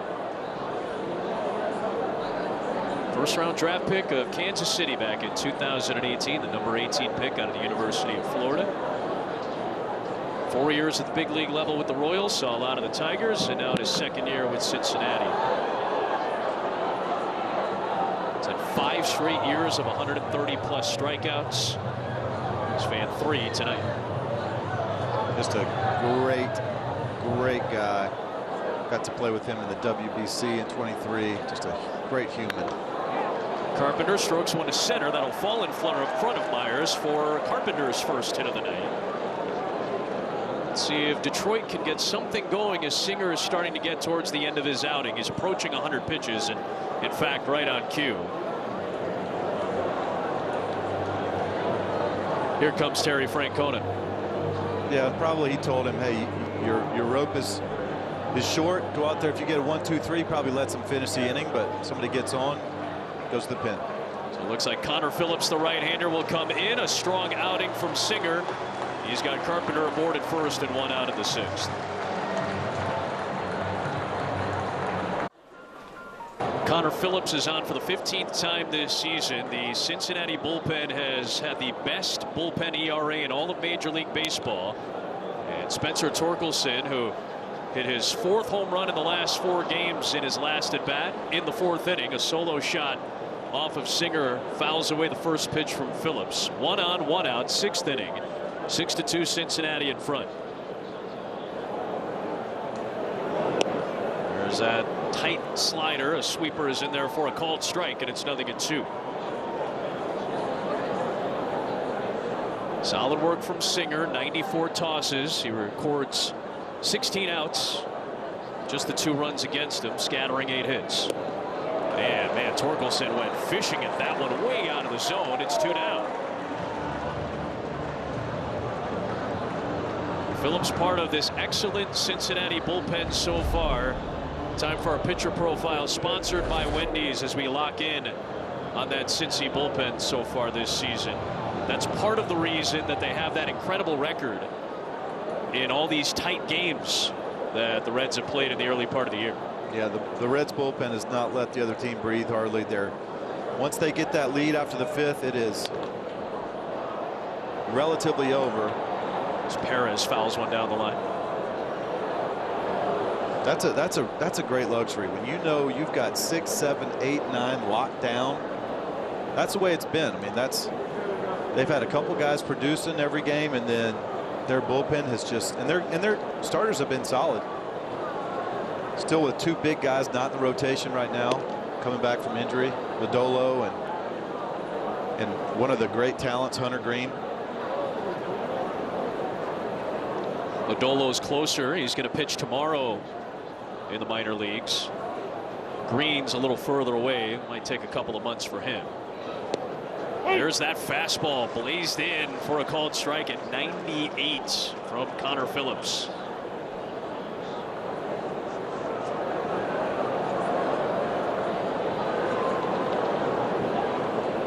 Got a good slider, working on a changeup. Goes back to the fastball, and Perez sends it out to center for Myers. So Phillips comes on, cleans it up, no problem. A man left on base, and the Reds still in control, bottom 6.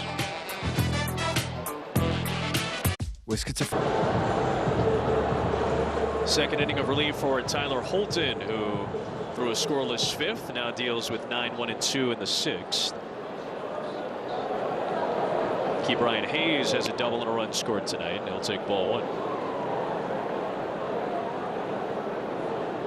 Just the 46th meeting all time between the Tigers and the Reds. 23-22 in favor of Detroit. There's a fastball swung on and missed. Both teams will be off on Monday after the finale on Sunday. Tigers will go to Atlanta for 3. Cincinnati will be here for 3 against the Rockies. We're at the bottom of the National League West. Entering action today. They got rained out in New York against the Mets. They'll play a doubleheader tomorrow. Atlanta off to a red hot start. The Tigers' next opponent, they're 19-8. One of the best records in baseball, the most wins so far for any team, and doing it with the best offense in baseball and a pitching staff that isn't even full strength yet. Yeah, that's one of the big surprises in baseball to me, is the pitching staff. Not so much that they're winning games, because we knew that they could hit with anybody, but their pitching staff has been so solid, and that was the big question mark going in. Can their starting rotation perform to a level that allows them to win games? And they've been rock solid. They got Philadelphia again tonight. 2-2 pitch. Hayes fouls it. The Phillies can't get away from the Braves right now. The Phillies are having a tough stretch, and they're going up against a team that everything's going right for them right now. Yeah, two juxtaposing vibes, I would say, with Atlanta and Philly right now. Another 2-2 pitch to Hayes, and he holds off. 3-2. Good news for Philadelphia, which has had a struggling rotation outside of Christopher Sanchez. They're getting Zach Wheeler back. That's huge. Much needed. Hayes with a second base hit tonight. Had 5 hits in his first 23 games. He's got 2 tonight. And a leadoff single, his second leadoff hit of the night. 107-mile-an-hour rocket back to the top of the order. Don't miss Play Ball Weekend coming up on June 5th through the 7th, encouraging youth everywhere to get out and play. You can visit playball.org to register for a free event near you today. Another great swing by Key Bryant on a fastball up again right there. Now Friedel looking for another bunt, and that hit him in the box. He already has a very well placed sacrifice so far today. That'll be a foul ball and strike 1. I love that attempt, though. Try to pull it right there past the pitcher. We're on first right now. Tough lefty up there right there. Lefty on lefty. I love that.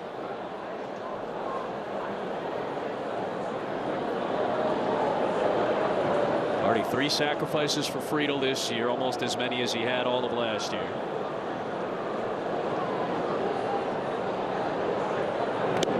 Friedel, no sign of the bunt. He'll take a strike, and it's 0-2. And now the third baseman Keith will back up towards double play depth.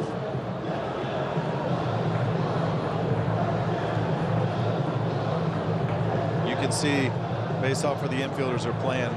He likes to pull the ball. It's not natural for him to go to left field, especially down the line right there. It's got to be a fastball kind of just beats him, and it's got to kind of do it by accident almost. So that defense is guarding that. He takes a breaking ball and pulls it to right center field. May have broken his bat in the process, but that bat will die a hero as it's back-to-back knocks couple of light hitters to start their seasons in Hayes and Friedel, but they're both aboard with nobody out against Holton. And that's the second bloop hit for Friedel. That's how your season could turn around right there. It's as simple as that. Don't put a lot into that. It could be just totally by chance, but that is so many times what happens. Excuse me, double his last at bat. Yep. Broken bat flare for another single, and Holton is pushed out of the game. Connor Siebold is going to come in for the Tigers bullpen, try to keep this game where it's at.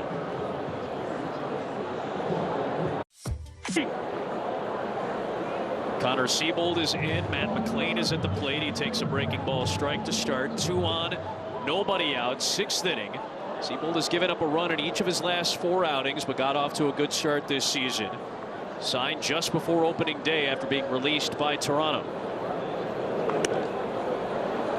Upstairs, and it's a ball and a strike on McLean, who has walked and fanned twice tonight.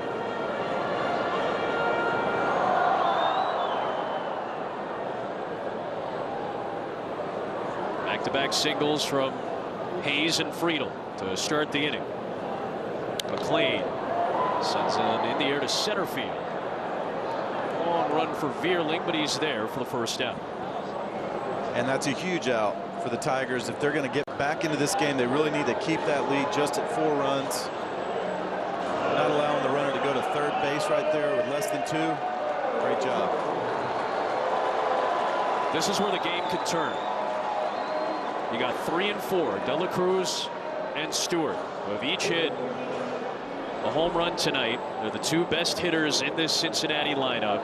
It's a 4-run game at a ballpark where no lead is safe.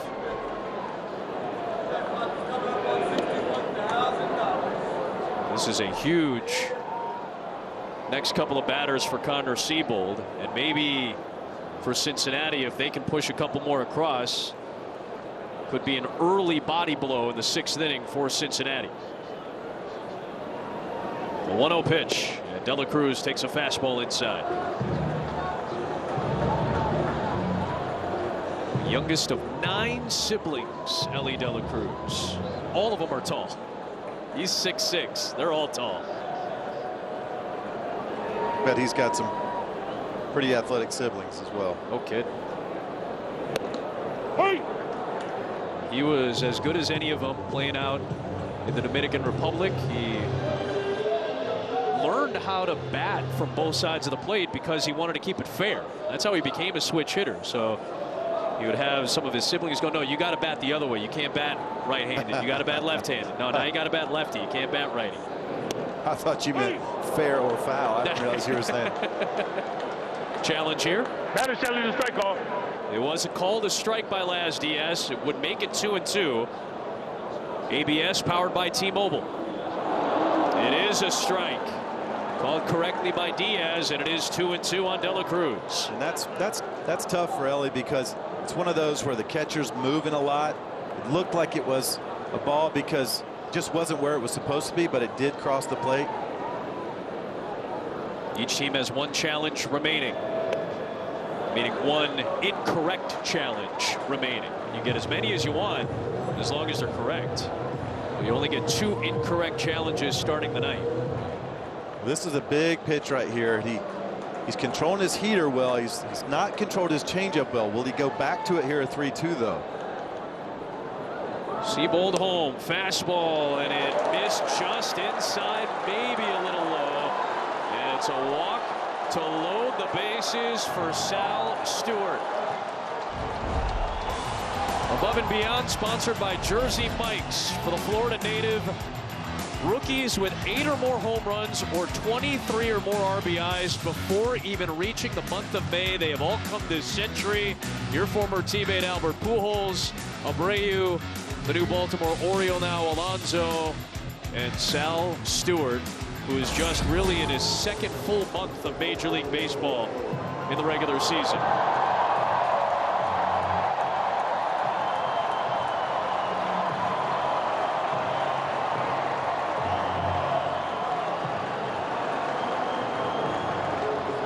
This really feels like the moment where this game can turn. Bases loaded, 1 out. Leadoff single from Hayes, backed up by a single from Friedel. McLean flew out, and now De La Cruz has walked. as he talks to Colin Cowgill, the first base coach who returned yesterday from knee surgery. He's in the coach's box next to De La Cruz. Bases loaded for Stewart. He's got a 3-run home run tonight. Seabold deals, and he goes around for strike one. The key in this situation as a pitcher, you can't try to do too much. You can't try to overthrow. You have to just execute pitches right there. You see the hitter is going to be aggressive probably in these spots. You can use that against him sometimes. You can tell he wants to swing. He wants to put together a big moment right now. He lays off that breaking ball. Hitters want to be heroes. Pitchers do too. That's the hard part. You just stay within yourself and execute. For both of them, that's the key to both of their scenarios. 1-1. Just missed outside with a fastball.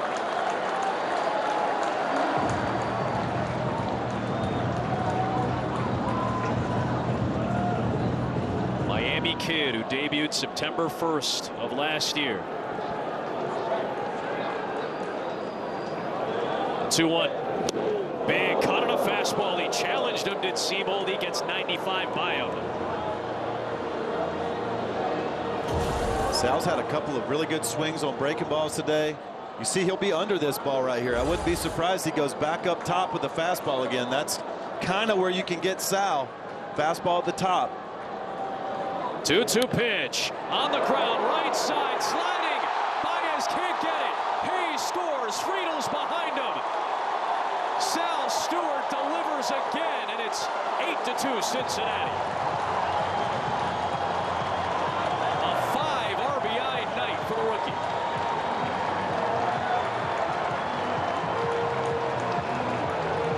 Just got it off the glove of Baez, who was shaded over towards the bag. Yeah, and I think they wanted this just a little higher. Sal made the adjustment, though. You see, he's trying to get on top of that ball right there. He knew that first would beat him. He made a great adjustment. That's such a cool thing to see from a young player. Seabold knows that key pitch that goes Stewart's way pads the Cincinnati lead up to a half dozen. Now here's Nathaniel Lowe with De La Cruz at third and Stewart at first. That's the height right there that he wanted in the last one. But you know, that's only a couple of feet in a different direction from being an inning in and double play right there.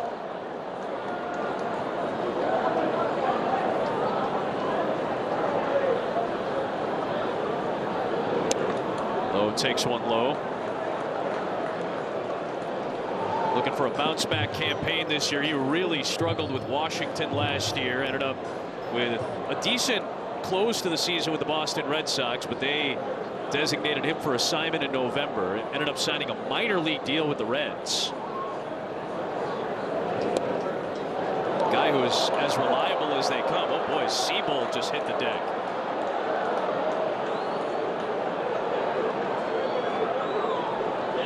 See him kind of flexing out that left foot, left ankle. I hope he's not hurt. Hopefully he's just, see what he does. Oh yeah, you can see he slipped.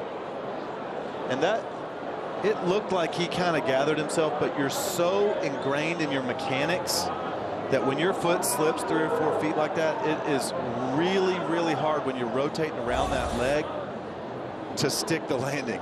I mean, listen, you might throw what, like 3,000, if you're a starter, you might throw like 3,000 pitches in a year. That might happen to you one time in an entire season. Yeah. Maybe sometimes it may not happen at all. That's right, and you just get so used to it.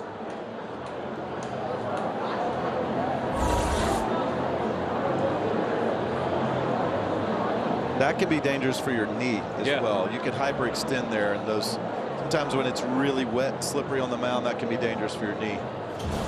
He slides a good 3 or 4 inches here.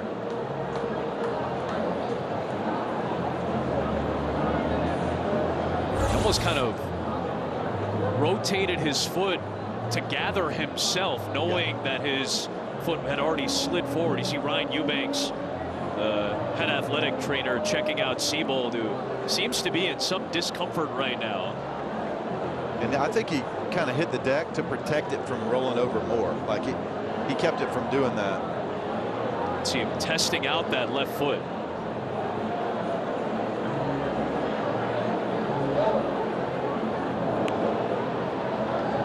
don't think it's the case here, but every now and then you do something that's goofy out there. You got to kind of roll around a little bit, act like, you know, you hurt yourself so everybody doesn't make fun of you. Sometimes all that's hurt is your pride. That's right. You got to be able to save that a little bit. Like I said, I agree with you. I don't think that was necessarily the case here, and clearly not. And Seabold's frustrated. This last sequence, he had a chance to get Stewart out, chance to end up with a double play. Instead, that ball got through to score 2. He has this slip. He seems to be in discomfort. He's going to be done for the night here in the 6th. MLB app. Yeah, it's got game. Saturday night is baseball night on Fox. Next week, it is Shohei time. You'll get Ohtani and the 2-time reigning champion Dodgers taking on the St. Louis Cardinals that have been battling in a very competitive NL Central. Waino, myself, and A.J. Przinsky will be in Detroit to see the Rangers and the Detroit Tigers in action. That's next Saturday at 7 Eastern, only on Fox. In Cincinnati tonight, 2 runs across here in the 6th, and an 8-2 Reds lead. Connor Seabold had to leave the game, so Drew Anderson gets as much time as need be to get loosened up. We were talking about the Dodgers. They're leading the Cubs right now, who come in with a Major League best 10-game win streak. They're tied with the Reds atop the division.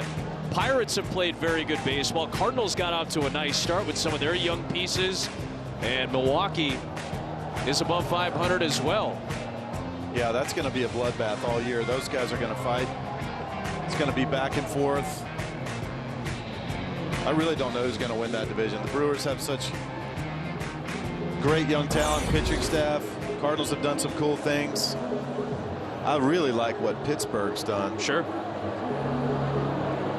That's a look at Drew Anderson, who pitched the only 1-2-3 inning in Friday night's game between these two teams in what was a high-scoring affair. He gets, again, as much time as need be after Seabold had to exit with what looked to be a left foot issue.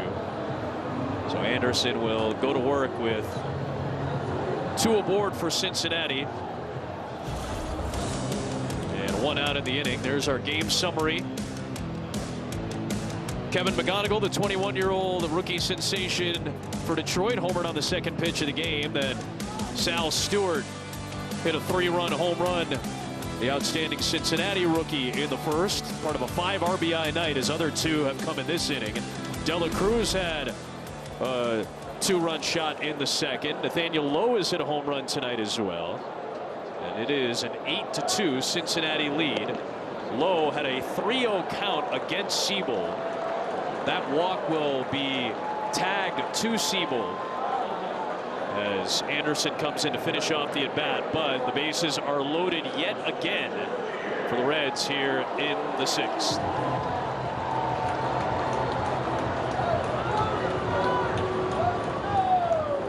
You never know, but kind of seems very important for them to keep this lead right here for the Tigers. It's Steer now, and he's going to be aggressive, swinging at the first pitch. Check Dingler, who got that one off the mask.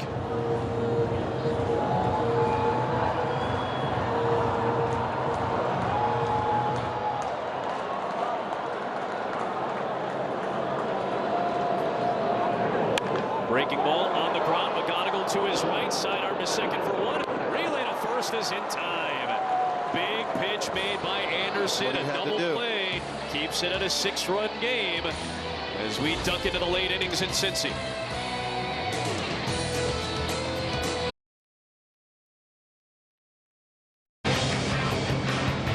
Gapper's having a good time tonight here at Cincinnati, one of the handful of Reds mascots.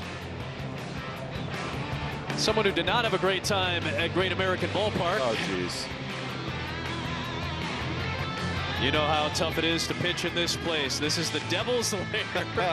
One of the great Adam Wainwright quotes of his St. Louis Cardinal career. Javi Baez leads things off in the late innings. We go to the 7th. It is a new right-hander, Graham Ashcraft, on for Cincinnati.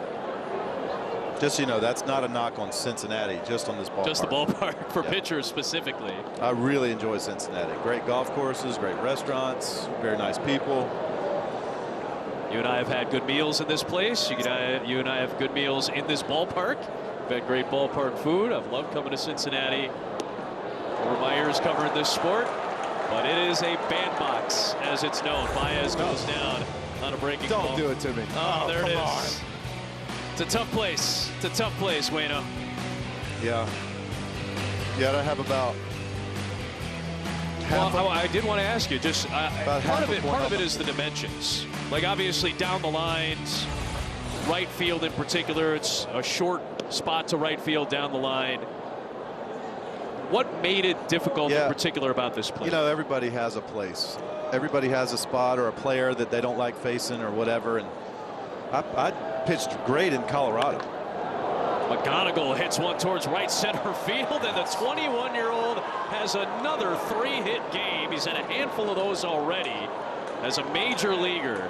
A homer to left center, a single to center, and now a double to right center field. He's a triple shy of the cycle tonight. Look at that, just a fastball. Man, you see, this guy's gonna hit for power. This guy's gonna hit 20 home runs if he hits one. I really believe that, and he's gonna do it for a while. And we asked A.J. Hitch, what do you think his ceiling is, at least just based off of a small sample. He goes, this guy can hit anywhere in the lineup if you want him to. He can hit 20 to 25 in a year. 1 on, 1 out, and here is Vierling with a man in scoring position. Tigers trying to work back. Cincinnati with the 6-run lead. But as you were saying about the ballpark, Wade. Oh, you want to bring that back up? I was just saying that, you know, there was pitches that, or ballparks that I pitched that you know, Thin Air, Arizona, Colorado, I had a lot of success at, and in a great ERA. And then this is just a place that, you know, it wasn't great to me. And it was not always home runs. I mean, I gave up like 6 infield hits in one game. It was just ridiculous stuff. And there's this ghost that they put up there on the board every now and then that says, walks will haunt you. And I really, like, I tried my whole life to not let that stuff bother me. And I was like, you're right, they will haunt you. They will. Because you just know if you walk people in this ballpark, you know, just weird stuff happens. Sure. Those balls that TJ Friedel hit today, that was like every game. You know, but I also did have a couple of good years here, which great memories. Opening days here. They do a great job opening day here. I think it's one of the best in all of baseball. I always tell the story. The first time I called one of your games was in this ballpark on a Sunday night game back in 2014, May of 2014. Yeah, those were one of the good years. That was a very good year for you. It was a very well pitched game. I think it was a 2-0 final, if I'm not mistaken. Payoff pitch to Vierling is low, so the Tigers have a couple of men on base. Right on cue. This is how good our crew is. May 25th, 2014. Adam Wainwright against the Reds. There's the new addition to the Reds Hall of Fame, Brandon Phillips. Why didn't I just do more of that? I was sitting here with our old friend Chris Singleton for Sunday Night Baseball, calling that game on the radio. First time I ever called an Adam Wainwright game. You got us out of here in something like 2 hours and 17 minutes or something. My pleasure. So I appreciate Chick-fil-A. But you know, I really do love this. The best ice cream on the planet, Grater's ice cream. Absolutely, man. Now you're speaking to my heart and every Ohioan's heart. And you know, Jeff Ruby's, the Precinct, great places to eat. Just now I want some Buckeye Blitz or something right now from Grater's. They're gonna give me the raspberry chip, you know. I'm a cherry chocolate chip or a bourbon chip pecan. Oh, great call. And Grater, if you ever come to Ohio, Grater's ice cream is a must. You get some Grater's ice cream, put it right next to some Skyline chili.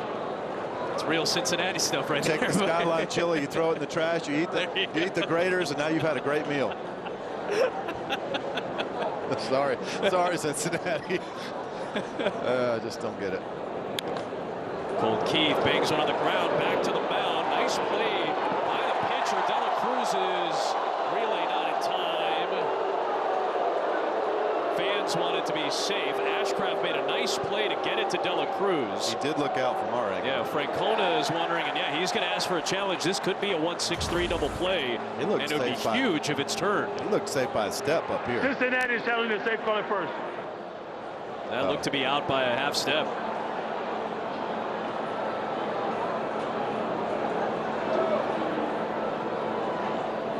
That'll be a double play. De La Cruz, who's got one of the best arms of any shortstop in baseball. Quick shot over to first base, and that looks like it's going to be overturned to a double play. The crowd has seen it. The crowd is reacting. The Reds are leaving the field on what is going to be overturned to an inning-ending double play. Started by the pitcher, Ashcraft. Tigers got 2 on with 1 out. Well, 1 pitch will erase it. Lonely Laz Diaz on the field almost by himself right now. After review, the call's been overturned. The runner is out. Cincinnati retains the challenge. That finishes off the top half of the 7th. De La Cruz all smiles. So are the Reds in stretch time. Get you some graders right now. 100 years ago. MLB Together is baseball's platform embodying the sport's commitment to philanthropic causes and mental wellness efforts by teams, players in the league. You can scan the QR code or visit MLBtogether.com. Beautiful night along the Ohio River near the state line of Ohio and Kentucky. Tyler Stevenson, the Reds catcher, leads it off here in the bottom half of the 7th inning. His backup so far, the last handful of games at least, has been P.J. Higgins. The expectation for Cincinnati is that Jose Trevino will be back with the club tomorrow as the backup to Stevenson. He's had a nice rehab assignment this weekend with High A Dayton just down the road, so he'll be expected to come back and be the backup catcher for Cincinnati. You get to this point, trying to get some healthy bodies back.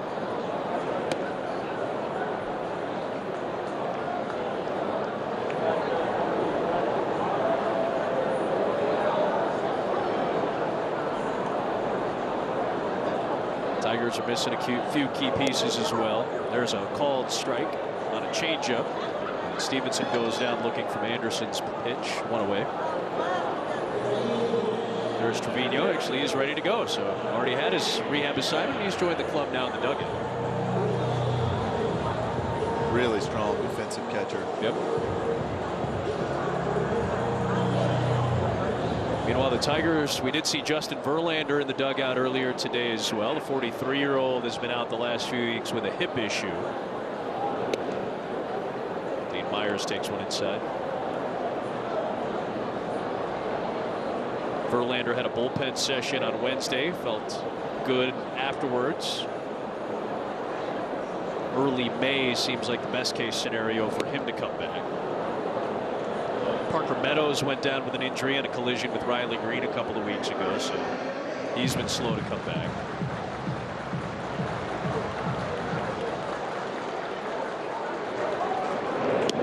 Hey!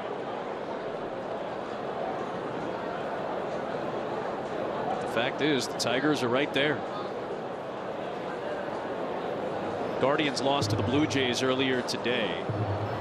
The Tigers with a win today would have retied the Guardians at the top of the division, but right now trailing by 6. Cleveland 15-13. Tigers are 14-13 as it stands right now. Rest of the division is under 500. Minnesota has been hovering right around 500. A lot of the league is 500, right around the 500 mark right now. I like the Tigers offense miles better than last year. I think they're a lot more deep. There are a lot more things they can do. I think McGonigal adds a lot to that, obviously. But you know, and you got Kerry Carpenter, who's another called strike. Back-to-back strikeouts for Anderson. He's challenging. Batter's challenging strike call. We get another challenge here. ABS powered by T-Mobile. We'll get another look at it. And it is a strike. So Myers goes down. His second at bat of the night after he came in for Benson. So back-to-back Ks from Anderson. And there are 2 down. But back to this lineup, I think that they're going to hit better this year than they did last year. A playoff team that was a couple of outs away from going to the ALCS to play the Blue Jays. I mean, just we know they're going to pitch well. We know AJ is going to be prepared and manage well. I think they're going to hit better. The Kerry Carpenter's hitting 6th, Torkelson hitting 7th. I mean, these guys are 30 potential home run guys. Sure. You know, like to see Kerry not have as much swing and miss in his game, but the potential is there to be a superstar. Still 0-2 on Hayes. They keep throwing those fastballs up. They're not going to like it. He's starting to feel it. You can tell that foul ball was a scary foul ball. Suddenly 2 hits on a night. Ke'Bryan Hayes feels probably like a completely different player right now. Anderson looking for a rare 1-2-3 inning. Another high fastball foul back. It's hard to understand it. Maybe he comes back here with a good breaking ball under the zone. Sure enough, there it is, and he strikes out the side in the 7th for the Tigers, who trail 8-2. Off to the 8th we go. Hello? Brace yourself for the big one, folks. Tomorrow the NASCAR Cup Series takes on the biggest and fastest track on the circuit. That is Talladega. Pre-race coverage begins at 1:30 Eastern. Green flag drops at 3, only on Fox. Got a left-hander in the game for Cincinnati. It is Sam Moll, pitching for the first time since Tuesday. Only given up an earned run in 1 of those 11 appearances. Again, part of what has been an excellent top-flight Cincinnati bullpen so far. Riley Green in the middle of the Detroit order leads it off in the 8th. Reds are 6 defensive outs away from staying in first place. Came in to action tonight tied with the Chicago Cubs, who are trailing by 6 against the Dodgers in the 6th inning in LA. Green goes fishing at that one, can't connect with the fastball. You see that swing that Riley has. He loves the ball down, and he is a very good breaking ball hitter. You got to be careful with those breaking balls. Kind of resets him, it feels like. Heard some of the broadcasters for the Tigers talk about that. Said the breaking ball kind of resets him, and after a cold start, sheesh, pretty good. Last 14 games, you go back even a little further, he's hitting .380. It's high school stuff.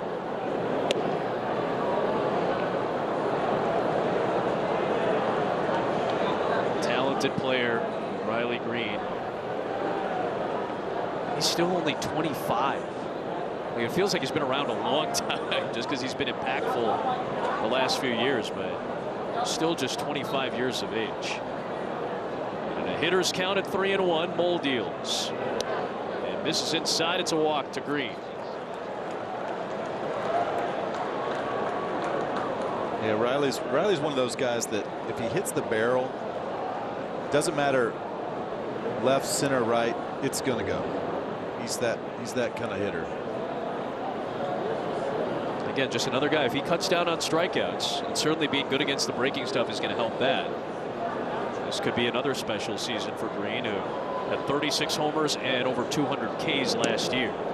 That is some really nasty movement from that Moll sweeper. You can see it from where we sit. You can see it on your screen. That has a lot of horizontal break to it.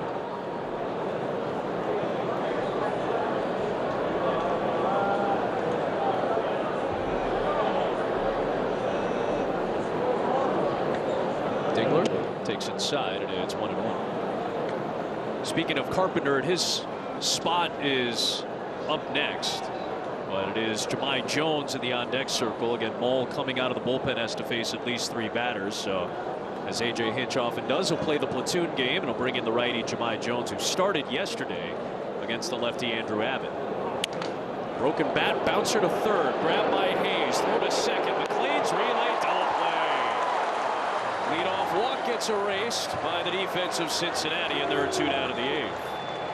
Yeah, just a great pitch right there. And after a leadoff walk, really the Tigers probably feeling pretty good about trying to get something going, and then just a great pitch in on his hands, broke the bat in 12 different pieces. A great turn.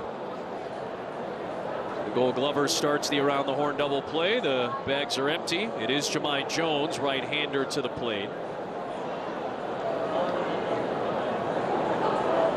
He has been very good against lefties so far this year. That one sails out of the hand of Mull.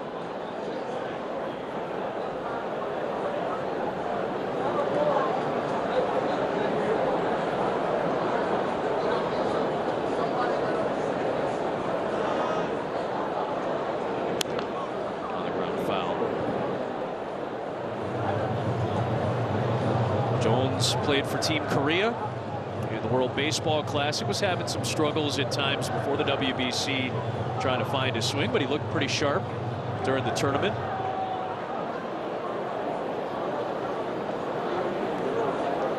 His mom, Michelle, is from South Korea. Had a home run at the Tokyo Dome against Czechia. It was a cool moment for Jahmai Jones. Waits for a 1-1 from Sam Mull. Bounces it foul. He's really pitching out there. I mean, he's got that slow sweeper, 78 miles an hour, that just gets you out on your front foot, and then the good changeup to go with it. But then he's throwing 91, 92 mile an hour fastballs to go with it too. It's a lot to try to think about it from a relief pitcher. It's pretty impressive.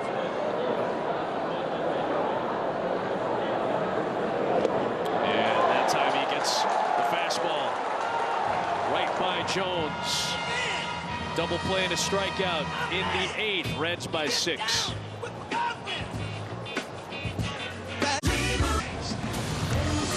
Tigers and Reds on what has been a beautiful night in the Queen City, the birthplace of professional baseball as it's known. And the Reds playing like a first place team right now. Could find themselves alone in first place at the top of the NL Central by the end of the night, as the Dodgers try to finish the Cubs' 10-game win streak. TJ Friedl in the top of the Reds order, facing Drew Anderson, who's done a nice job of settling things down. We will see another at bat for Elly De La Cruz here in the 8th.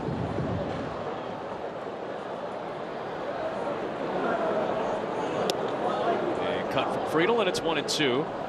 Couple of hits for TJ Friedl. He had come in hitting just 159. Love the belt there for Elly De La Cruz. Look at all the a lot of swag here. Man, I think his arrival a couple of years ago started to bring some of that life.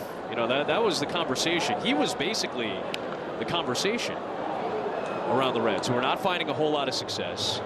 But hey, they got this tall, gangly, 5-tool player, and man, he's fun to watch. If nothing else, he's fun to watch. He is fun to watch. Well, he has maintained the fun, and now he's got some help. This organization that has drafted pretty well the last few years has started to see some of the fruits of its process. Back-to-back All-Star appearances, first shortstop for the Reds since the great Barry Larkin. And now Friedl tees off deep to right field. A 3-hit night, capped off with his first homer of the year.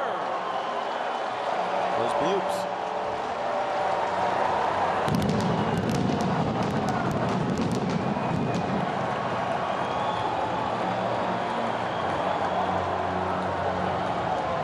An excuse me double in the 4th inning on a check swing, and Adam Wainwright said in the moment, maybe that'll turn things around. He's had hits in each of his last 3 plate appearances, his first homer of the year. That's the Friedl that I know, the good pull swing right there. That ball's on the outer half, curveball, went out and hooked it. That's what he does. Reds have hit 4 home runs in back-to-back games for the first time in almost 3 years. You expected it maybe from guys like Stewart and De La Cruz and even Nathaniel Lowe, who's been a good power hitter in his career. I don't think you expected it necessarily from TJ Friedl tonight, but a 3-hit night and a home run, and he's probably feeling like a much different person now. Yeah, 2 bloops. I'm telling you, man, I've heard so many hitters. Bloops are followed by blasts. 1-2 count. Yeah, he's going to go into tomorrow with his first "I'm feeling real good about things" in a while, right? You just need a couple of those, just a couple of little hits. Look, now he's telling everybody what's coming. Yep. The chatter starts to get a little bit more frequent. Your eyes are up a little bit more when you're starting to feel good. This is how I did it. Just, you know, pay attention, guys. I'm the one spreading all the good vibes now to the rest of the team. That's how it works. The Reds need it. He's important. There's a strikeout. Anderson. He gets McLean on the curveball. 1 away in the 8th. So now De La Cruz will come to the plate. He's got a home run tonight. This is a series that has seen more home runs than any 3-game series in Major League Baseball so far. And you still have a game to go. The game tomorrow afternoon between the Reds and Tigers as well. De La Cruz was looking for one. He was out in front of that breaking ball. And they're just doing what they've done all year. Tonight, De La Cruz and Stewart 4 for 6, 2 walks, 3 runs, 7 of the 9 RBIs tonight. 3 and 4 spots. And a hard hit shot. What a catch by Javi Baez, lunging out to grab it.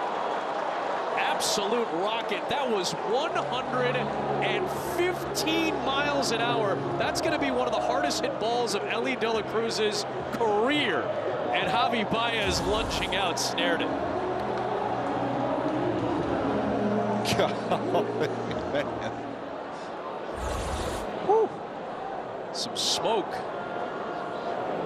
Yeah, Ellie's first year, I remember he hit one like 119 off the bottom of the scoreboard out there, just under it, which we used to watch Adam Dunn hit balls. You think they could hit? That's a long ways up there. It was like 471 feet.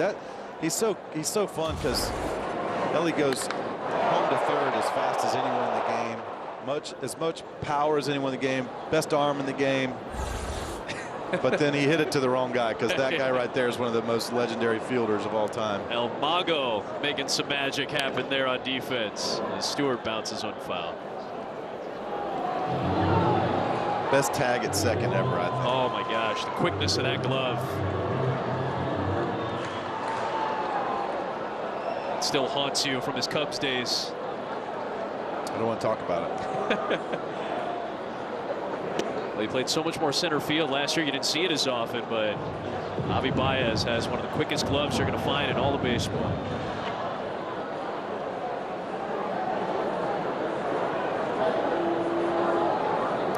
De La Cruz was like, now what am I supposed to do?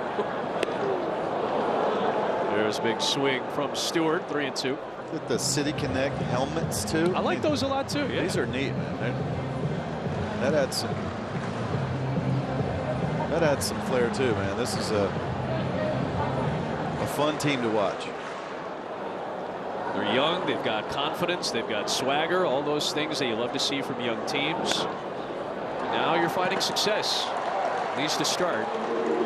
As Stewart works a walk, another good at bat for the rookie. He's been on base 4 of the 5 times he's been to the plate tonight, including the 3-run home run, a 5 RBI night for Stewart, who gets a bunch of love from Colin Cowgill. Again, we mentioned it earlier, Cowgill is back this weekend in the first base coach's box. He had knee surgery in late February. Kyle Arnsberg was handling first base coach's box duties. Willie Harris is over on the other side. It's one of the storylines. Now you got your full coaching staff back in the field for Cincinnati.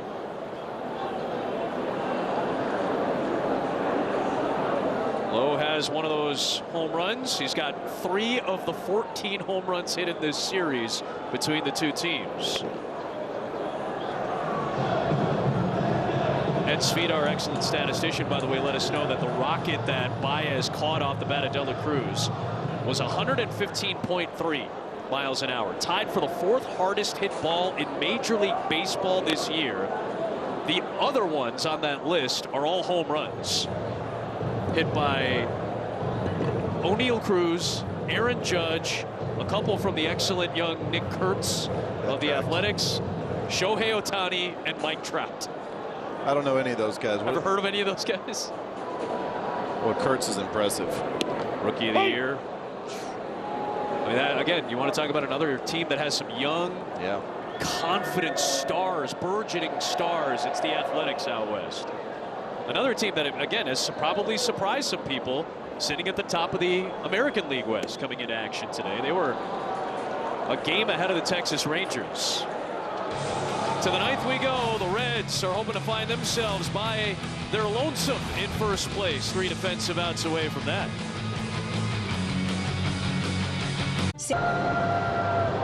Emilio Pagan already has 6 saves this year. He hasn't pitched those since Sunday against the Minnesota Twins, so he's getting some work tonight. And he will take the bump with a 7-run lead after that additional solo home run hit by TJ Friedel in the 8th. They'll face Spencer Torkelson, 7, 8, 9 here in the 9th. Torkelson a solo home run tonight. First Tiger in 10 years with a home run in 4 straight games. Ian Kinsler the last to do it in 2016. The last Tiger with a home run in 5 straight games, Marcus Timms in 2008. Torkelson will have a chance to do that tomorrow in the series finale.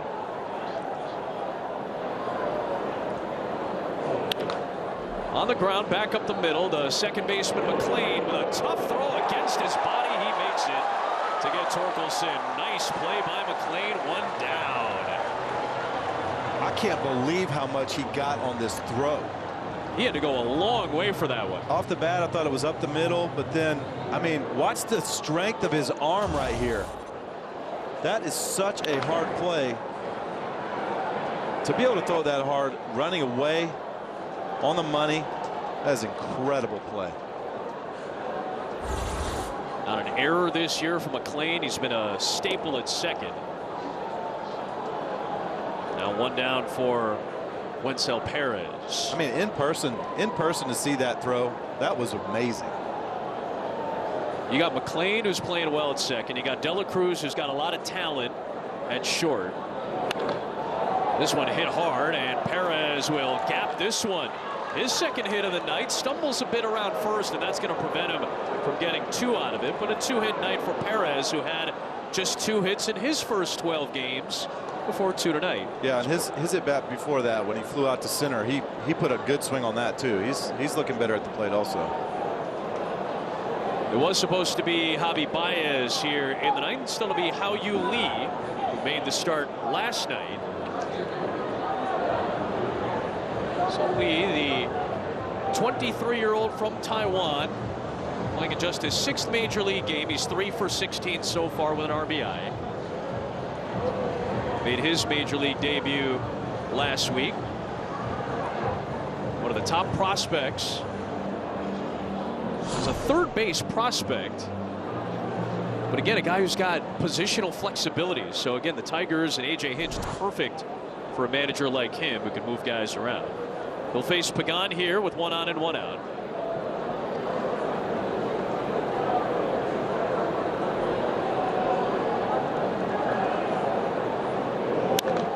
And Lee sends one in the air, pretty well struck to left, but this is playable for Friedel. And there are 2 down. We're talking about the Tigers infield and the Reds infield. Reds have Gold Glover at third in Hayes. They got solid up the middle defense, as you can see, and then Stewart has worked really hard trying to improve. He's dropped some weight to be a little bit sharper over at first. So you'd think, especially with the addition of Dane Myers out in center, you got Friedel, who's played good defense. This is shaping up to be another strong defensive year for Cincinnati. Kevin McGonigal, one more look at the rookie, who's had a great night tonight with 3 hits. He's a triple shy of the cycle. Home run, single, double, using all fields tonight. But he's the last chance for Detroit, down 7.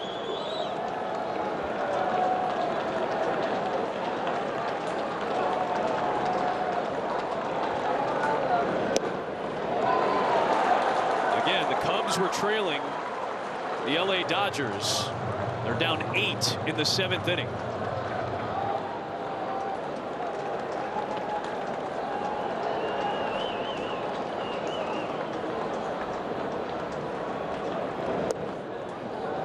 They'll They'll have the finale against Detroit tomorrow, Monday off, and then 3 against the last place Colorado Rockies in the NL West. That will take them into May with a chance to be in first place on May the 1st for the first time in 20 years. No one gets away from Stevenson, and on to second base goes Perez.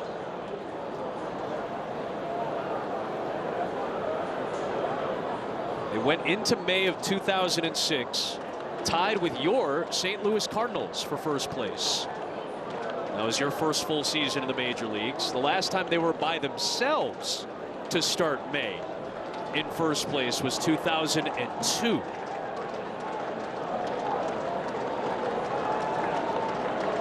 Three-one pitch to McGonigal.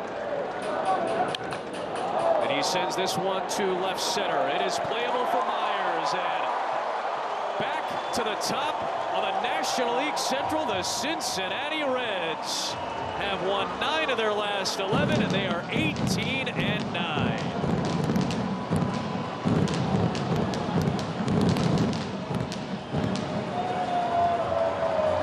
Yeah, we came in today. We knew it was going to be a battle of 2 great teams playing good ball right now. A couple of young stars on each team did not disappoint. McGonigal had a great game. Sal Stewart had a great game. Guys in the middle of the Cincy lineup did what they're supposed to do. Did what they've done all year, had RBIs, got on base. The pitching staff, solid starting pitching, and lockdown bullpen relief. That's exactly what the Reds have done all season long. Reds offense continues to smoke. Bullpen was excellent behind Singer, and they are by themselves in first in the National League Central. Tigers still trail the Guardians by 1 game in the AL Central. These 2 teams will play the finale of this 3-game series tomorrow afternoon. For Adam Wainwright and our wonderful Fox Sports crew, I'm Adam Amin. Mike Hill, Dontrell Willis are coming up on the other side.